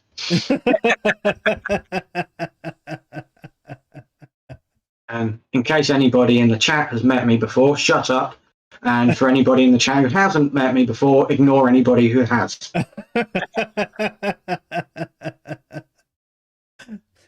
So Opie says, just because morals derive from epistemology and ontology does not mean that they are moral. This is skirting close to an inverse of naturalistic fallacy where oughts are is. Oh, you sound so clever, Opie. It really sucks that there's someone who really knows what they're talking about in the chat. Use simplistic terms that we can all understand. Like supervisions. But yes, no, I actually agree with you in that sense. There are certain things that we might believe, essentially, are moral or immoral, but actually it doesn't necessarily make them moral. And that's sort of the split between descriptive and normative morality that we're speaking of. There are descriptive statements about how things work or how things used to work, or slavery used to be considered moral. Okay, but does that actually mean it was moral, or do we understand that it was never moral? And I'm of the mind that we look back on it and we can go, actually it was never moral, they were mistaken. A relativist might turn around and say, no, at the time it was right, but right now it's wrong. Yeah, it just depends on how you work it. I genuinely think that there is some form of truth about morality out there that we're not necessarily there on. I think we will forever move closer to finding what the right answer is. But like both Kriss and Dave alluded to earlier, I am equally unsure that we'll ever get to that horizon. It's almost as if the closer we get to the horizon, the further the horizon moves away from us. The more and more things we understand, the more and more questions it raises, as opposed to answering. Exactly. And unless we were big-brained enough to actually have all the knowledge in the universe, we might not ever get to that point where we meet the horizon. So whilst I think we can and do have objective morality and there are moral truths out there, I don't know if we'll ever get to the point that we go, yeah, this is definitely it. It's sort of like going to university. The more knowledge you gain, the more you realize you don't have any knowledge at all. Yeah. I mean, to be honest, my experience with everything I've ever looked into is the more I've looked into it, the more I've realized I don't know about the topic. Flip side of that, Which is good. yes, no, it definitely is. That's a good thing, because otherwise you end up in a state of Dunning-Kruger where you think know you know just everything. enough to think you know everything. Yeah. Yep. And that is the general problem of pretty much everyone. And to be fair, every single one of us, even the three of us included in this stream, will constantly be affected by both the Dunning-Kruger syndrome and, Dunning-Kruger effect and imposter syndrome. It'll hit all of us all the time. And they're, as long as we're aware of it, I think that's the thing. It's the awareness of the matter. So if we think we know something, we should test that. And that's why we get into groups with people who think differently to us and test us. And we're open and aware of the fact that we might be of a different position to someone and maybe we can learn something. I mean, if you take a combative approach, you won't be in that forward-thinking mindset. You won't be going and looking for the truth. But if you're actually interested in a conversation and you find someone who's willing to poke holes in your argument, but in a respectful way, it's the best way to learn something. For example, in fact, with both of you, we're quite often in a similar position with things. We might not always think the same way with everything, but we're quite often in a similar position. But when we're of a different position, the pair of you will both go, yeah, but what about, but what about, but what about? And for me, that gets me thinking about other things that I hadn't considered before. Because you know what? We can't always think about it. We saw it happen on last Tuesday's stream when Luke brought up the riots about Sarah Evershed. And I was like, yeah, but they were told not to do this. And then you guys turned around and went, yeah, but what about, but what about, but what about? And there we go. We were in that situation where I went, actually, there were these factors that I actually hadn't considered in this situation, and what you've said there has convinced me of another another opinion. And even last week, I was like, I still don't know what I think. But having had a week to think on it, I'm in agreement with you guys. And you know what? Someone else could turn around and give me other arguments, and you might sway me the other way, or you might reaffirm my position. I don't know, but I think that's the way we need to be with these sorts of things. Yeah. I don't know how that evolved. Entirely. Sorry? I agree entirely. If you close yourself off to a discussion, you stagnate. Definitely. And what's the point? Especially if you're interested in things like philosophy and morality and all of this kind of thing. Surely the entire point of that is to not stagnate. Yeah. The entire purpose of it all is to learn and grow and develop and keep on doing that on and on and on. Give it a couple of years ago, I thought morality was wholly subjective. You know, I did. That's what I thought. A couple of years' time, you will again. Maybe I will learn something that will put me back on that path. But I can tell you the knowledge I have where I thought morality was wholly subjective was not enough to actually justify that position as the way it is. And my position right now, where it's more complicated than being subjective versus objective, and there's more elements to it, especially when you take a descriptive versus normative approach, and I got so much more shit buzzing around my head now that makes me go, Yeah, it's just that's something that we disagreed about a lot for a few months, didn't we? And now we're basically on the same page. Yeah. I just don't think that it's possible for it to be normative. Yeah. That's basically our only disagreement with it now. Yeah. But I think you'd agree that we're aiming for that normative approach, even if you don't think that we could ever get there. Yeah. Yeah, I'll give you that. Just because we're on stream, but I'll cunt you for it later. Yeah, pretty much. I mean, you could always argue it's kind of like free will, where it doesn't exist, but it's better to behave as if it does. Yeah. Yeah, also valid. And I definitely agree with you on that one. I can't wait to do another free will episode. I mean, you know, our free will podcast, that is something that really influenced me to look more into free will. And I mean, the article I did a little while ago, it's fucking long. It's probably one of the longest articles I've written for Answers in Reason. It sent You've Dave written to a sleep. lot. I have written a lot, and it managed to send Dave to sleep, and Dave hasn't slept for months. So, I mean, from that perspective, it's something that I find with free will, it's one of those things that we're probably never going to have an ultimate answer to either. You could argue for morality in the same way. I think we're closer to an answer on free will than we are on something like morality, though. And like the discussion that was going on in the Facebook group, it depends on quite what you mean by it versus determinism, and what kind of level of determinism you think is real or relevant. Exactly. Like when we did the podcast on free will, I don't believe there's free will, because the choice you would make in that situation is the choice you would always make, because that's the influences and information you had at the time. So it wasn't a free choice. It was determined by other things, but that doesn't mean I think that because Big Bang happened, it was a domino effect all the way to this. Yeah, I mean, through the article that I wrote, and I think it would be nice to address on stream, but I think it'd be nice to address on stream when there's a lot of us here as well.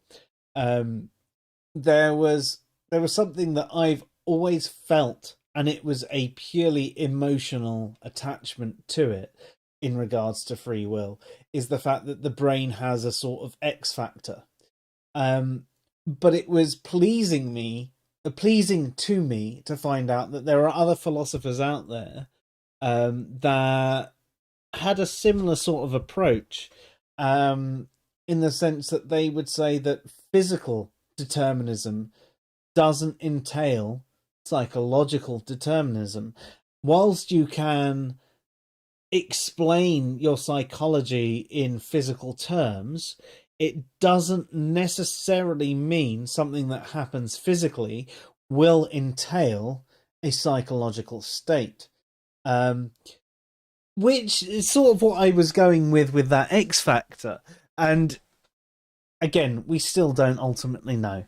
And it's whether you actually have any ability to change what that psychological determinism ends up in.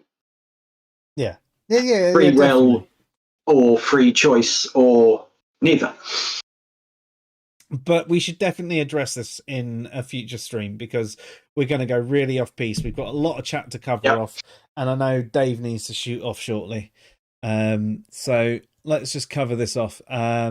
Computer Brain says, I learn a lot when you prattle on. Thank you. I feel that I learn a lot when other people are prattling on and I'm listening.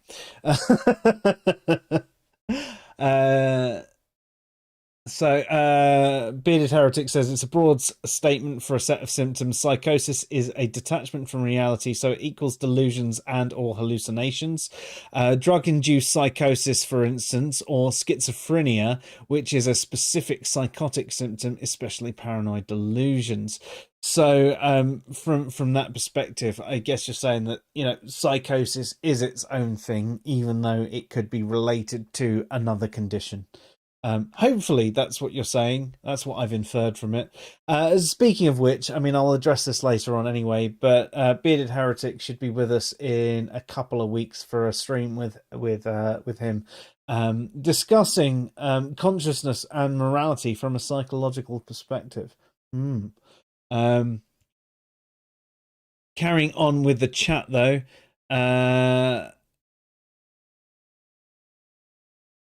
Three Rusty Nail says, I thought I was transported to another dimension during the break. Trump dancing to bongo drums and a head banging cat. Yes. So, in relation to that, I've set up a number of different breaks recently. So before we only had that one track that was playing whilst we were doing the Be Right Back thing. I've set a number of them up that I'm going to surprise you with randomly. That's the one that I set up today. There's one which should allow a media share, so you guys can type in a video that you want people to watch, but it doesn't seem to be working. We tried that last week. There's also an audio playlist which will basically play a number of different tracks. So rather than just one track always playing, that'll come up. So I have tried to vary up things. I've also done one which is a video playlist of various highlights that we've done on stream. The only problem there is that some of the highlights that we've done from our streams are, you know, 15-20 minutes long, and realistically we only want the 1 minute highlights. So we are working on things. It's just taking some time to get there. Bearded Heretic says, isn't the Dunning-Kruger effect amazing? I think you're right there. It is bloody amazing. Especially when you realize that you've been one of those people who have actually been under the influence of it for so long and thought you were in the right because you thought you were this big brain skeptic, etc. And realized, no, you're not. But I think it's actually good, and it feels good getting over that Dunning-Kruger thing. I saw an amazing thing on the Dunning-Kruger effect. It was just a meme about someone climbing a mountain and thinking they nearly got to the top, and then suddenly realizing once they got to the top of the mountain there was actually all of this mountain left to travel. And I think that's exactly what it is. People who get to the top at the first peak really think that they are there. They are the shit, man. They know everything about the topic.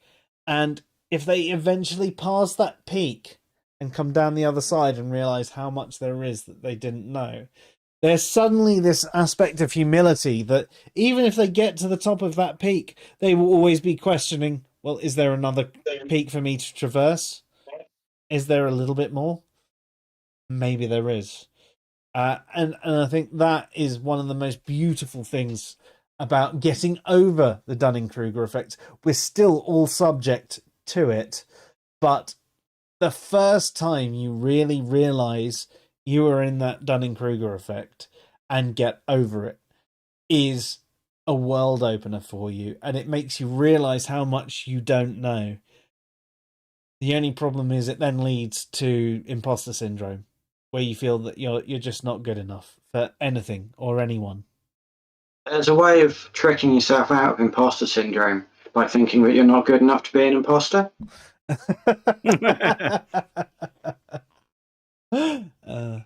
You laugh. I've used that as a psychological trick, and it was great. But I can't be an imposter syndrome. I'm not good enough. Like, wait. But did it work?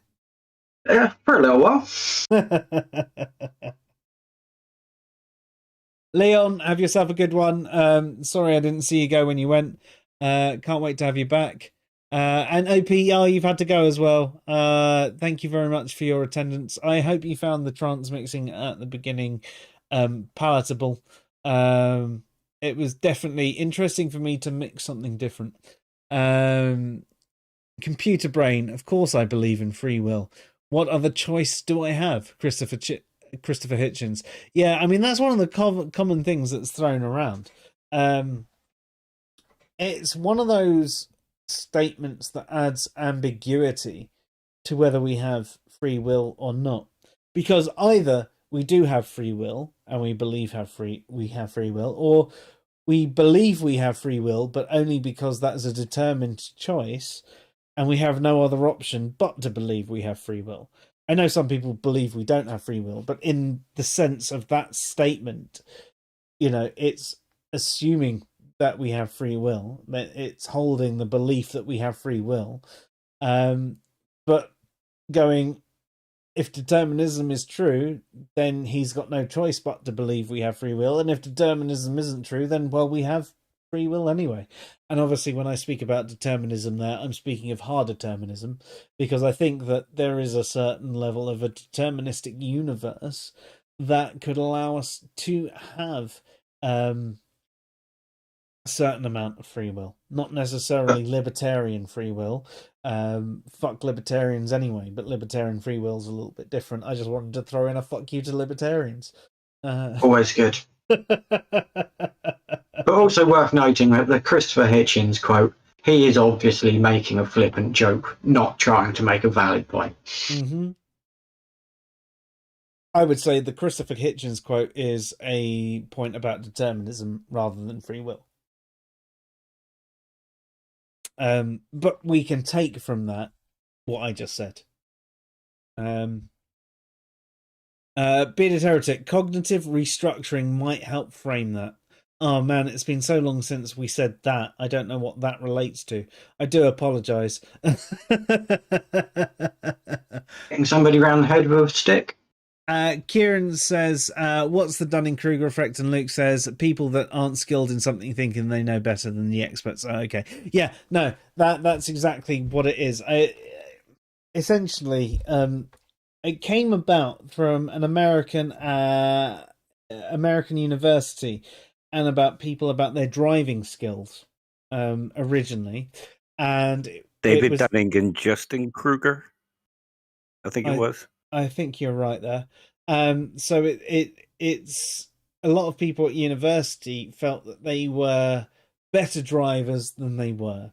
And then there were people outside of university that had gone through university that thought they weren't as good, but they were better than the people at university. And it was because they'd had more knowledge and experience that they realized they weren't as good as they thought they were.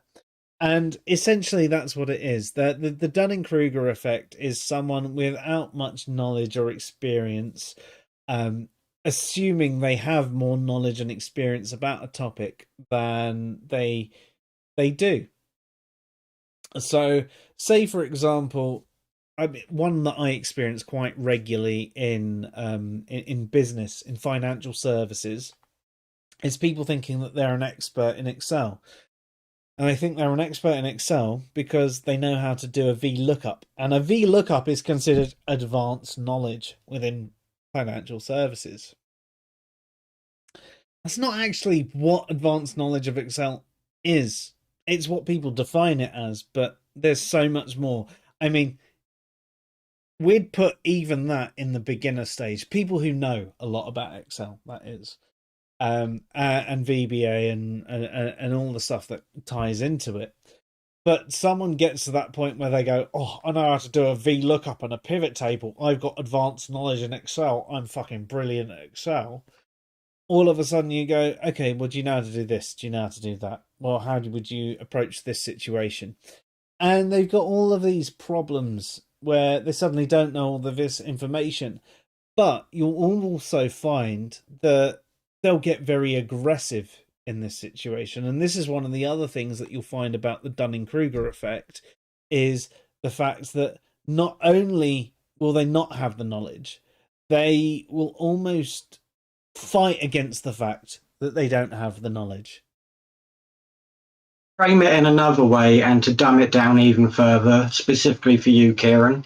Imagine you're playing Mortal Kombat against Logan and you pull off a 15-hit combo, and then you think, yeah, I can win the World Championships, and then refuse to accept that you wouldn't possibly win, even if watching videos of the world champions pulling off shit like that with their eyes closed and 5 of their fingers broken. Good way to put it. Very good way to put it.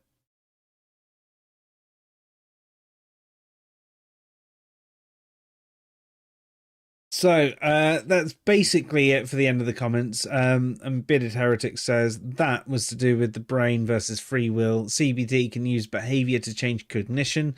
So you're using your enforced behavior to change the way you think rather than the other way around, if that makes sense.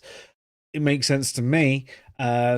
But anyone who isn't particularly familiar with psychology might struggle with that. But it's a good thing that we've got you on stream in about 2 weeks' time, so that we can possibly go over that in a little bit more detail.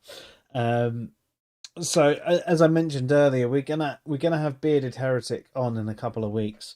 And we're going to be discussing both consciousness and morality from a psychological perspective rather than a philosophical one. Now, obviously, we're going to be talking about things and we're going to be comparing it to the philosophy. Because if we don't compare it to the philosophy, then what relevance does it have to anything we've said ever? But it's interesting to know the symbiotic relationship between philosophy and science, even if you regard psychology as a soft science. At the end of the day, it's all philosophy anyway. I love how much that pisses people off. That pisses people off. Fucking hell, I didn't think I'd had that much bourbon, but clearly I have.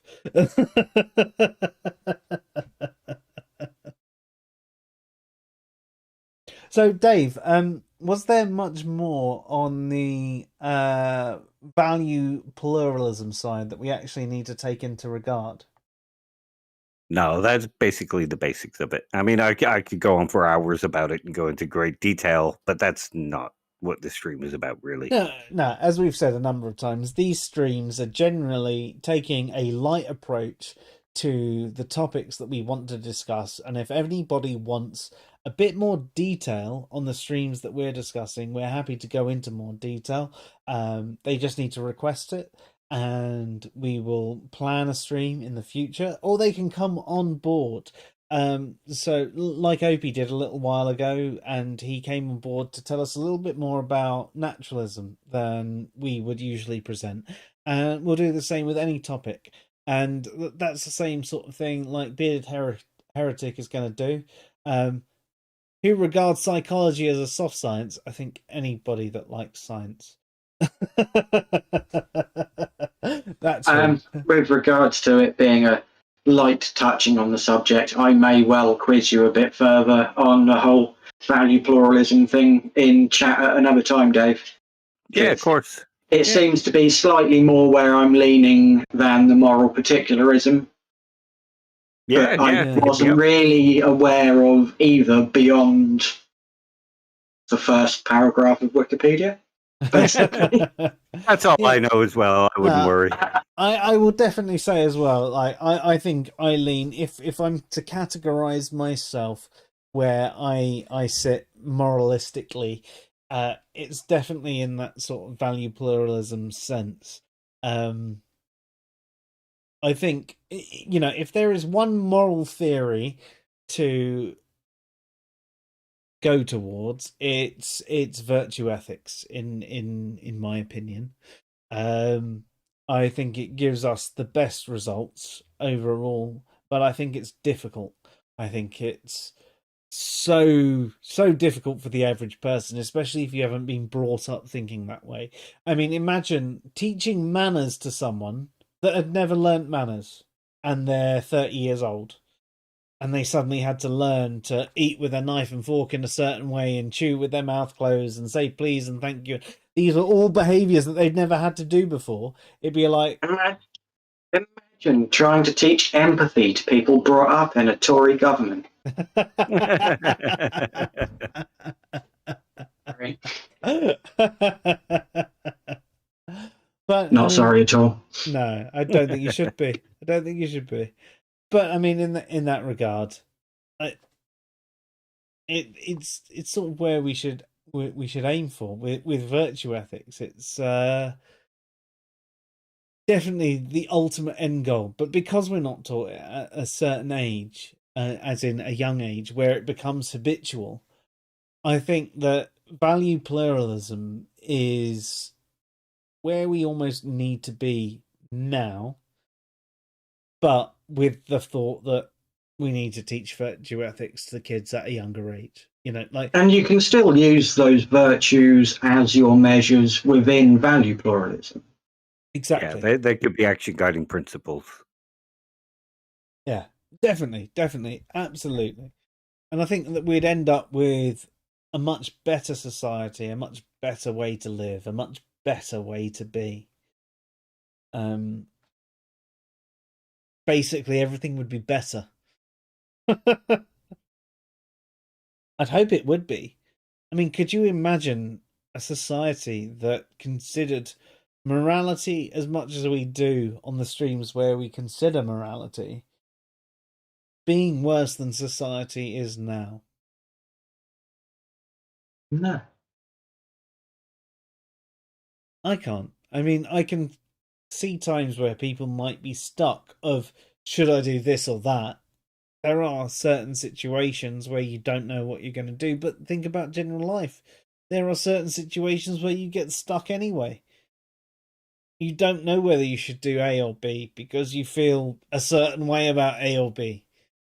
So I suppose if the question is just, could society be worse if morality was considered a lot more? Well, there were the fucking Dark Ages where divine command theory and the morality from that was considered a lot more, and people were burnt at the stake and tortured a lot more. So, yes, it could be worse under the wrong set of moral theories. Yeah. Do Just either of don't- you... Sorry, go on, Dave. Just never go full cheaty. That's all. Yeah. Yes. Yeah. No, you're definitely right there. Do either of you think that there is...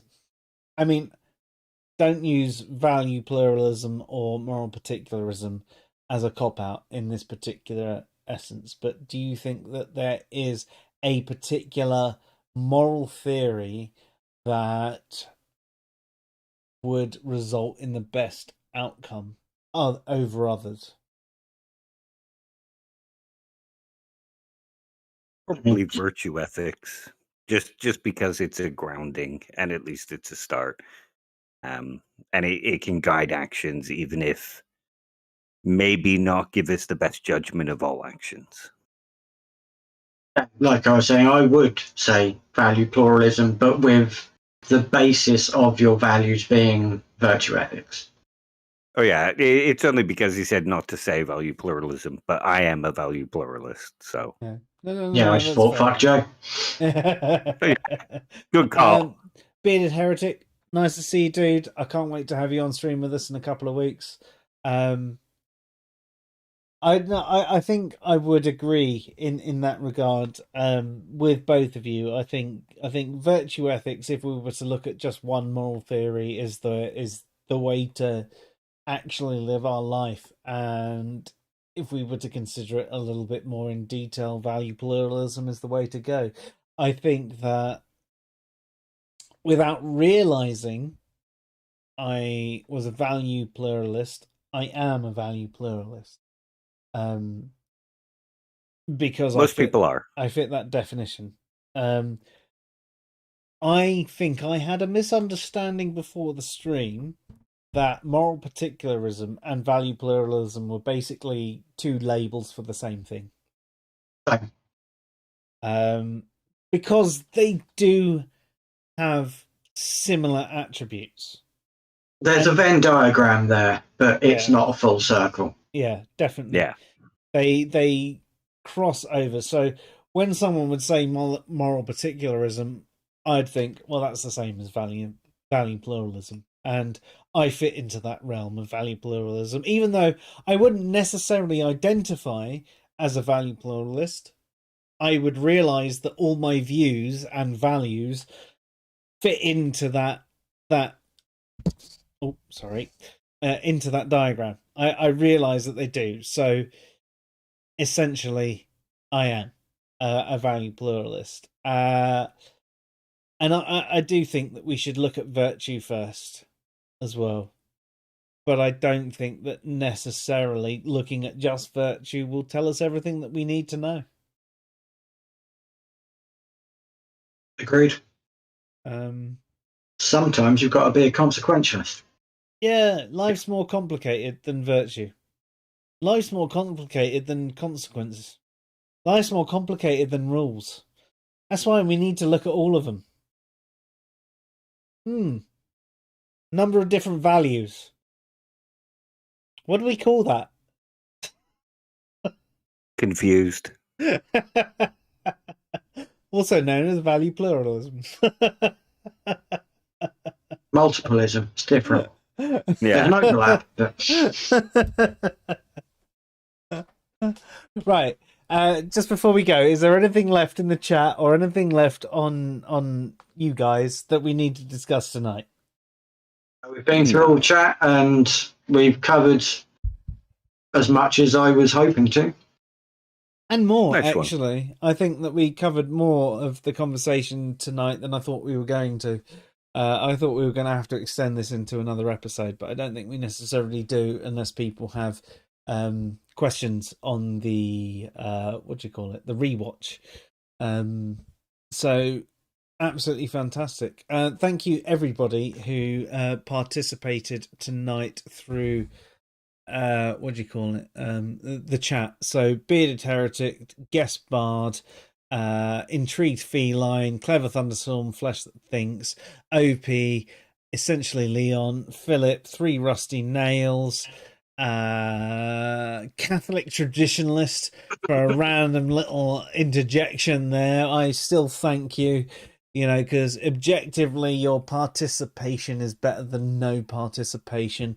Did I say Intrigued Feline? I don't know if I did, but I've said it again. You did. Oh, I did. Okay, well, you get 2 thank yous on Intrigue Feline. There you go. The second thank you is for the fact that you've corrected a number of my articles for weak grammar. Philip and all the others of you, especially as well, all of you out there that have decided to watch live or are watching the restream. And you're just, joining in and you're just saying, hey, these guys are fucking weird fuck-ups. Thank you so much for joining in. And you're not wrong. No, objectively so. But honestly, I really enjoy these streams. I really enjoy the audience participation as well. I wish there was some way that we could actually find to get the audience participation at the same time as we're discussing things. But there are times when things go on. Oh, and Jeremy, you joined at the beginning when there was all the music, but I think you had to go just before we actually got into the meat of the topic, so I do apologize. But Jeremy, thank you so much for tuning in for the first time. I hope you enjoyed things and the cat headbanging to the music. Yeah, thank you so much. And obviously Thursday we're going to be discussing the difference between knowledge and information and the different uses of the word know, which oddly today has been compounded by a number of conversations about people and their disposition towards what knowledge actually is. So before we start the stream, we might address a few of those if I've got time to sort that out. And then the following Tuesday is actually our end of month free for all. So what we mean by that is we've given out a number of links to our Discord server.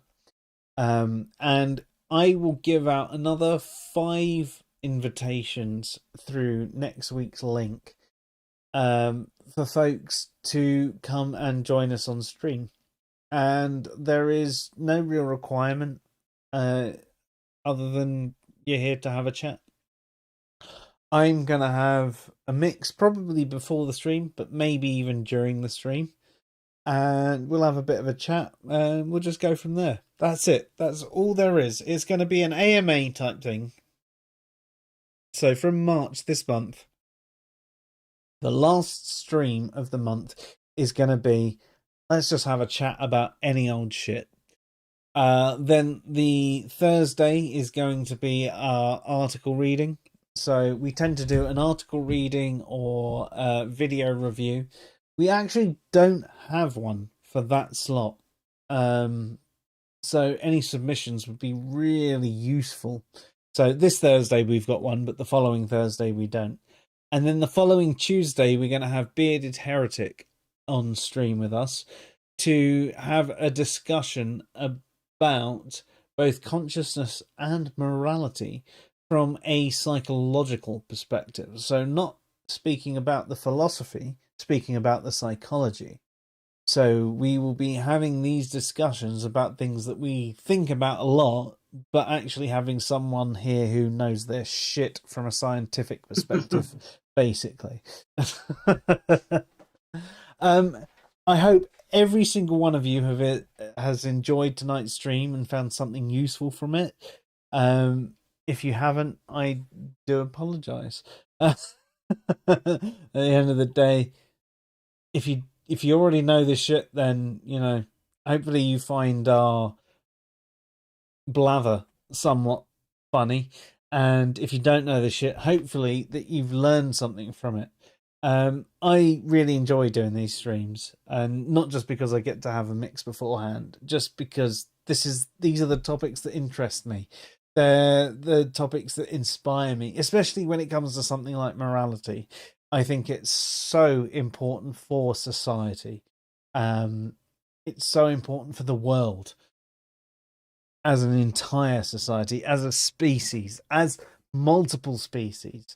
So it's very interesting when someone decides to say, well, do you want a psychological perspective on it? Yes, I do. Yes, I do. I definitely do. So I can't wait to hear from Bearded Heretic in a couple of weeks. But that's it for tonight. Do you guys have anything you'd like to add? I'm good. No? Well, in that case, we're done for the night. So thank you very much, everyone who has joined in tonight. I'd like to say thank you, Kristen. Thank you, Dave, for your participation. I'd like to say thank you to all of our active people in the chat room. I'd like to also say thank you to everybody that has watched this stream and will watch this stream in the future. But we are done for the night. So thank you, everybody. You have been watching the Fresh Air Sci-Fi Show, and I'm Joe. I'm Dave. Kriss. And our usual streams are 8 PM GMT on Tuesday and Thursday, though we may have others and there may be alterations. Have a good night, all.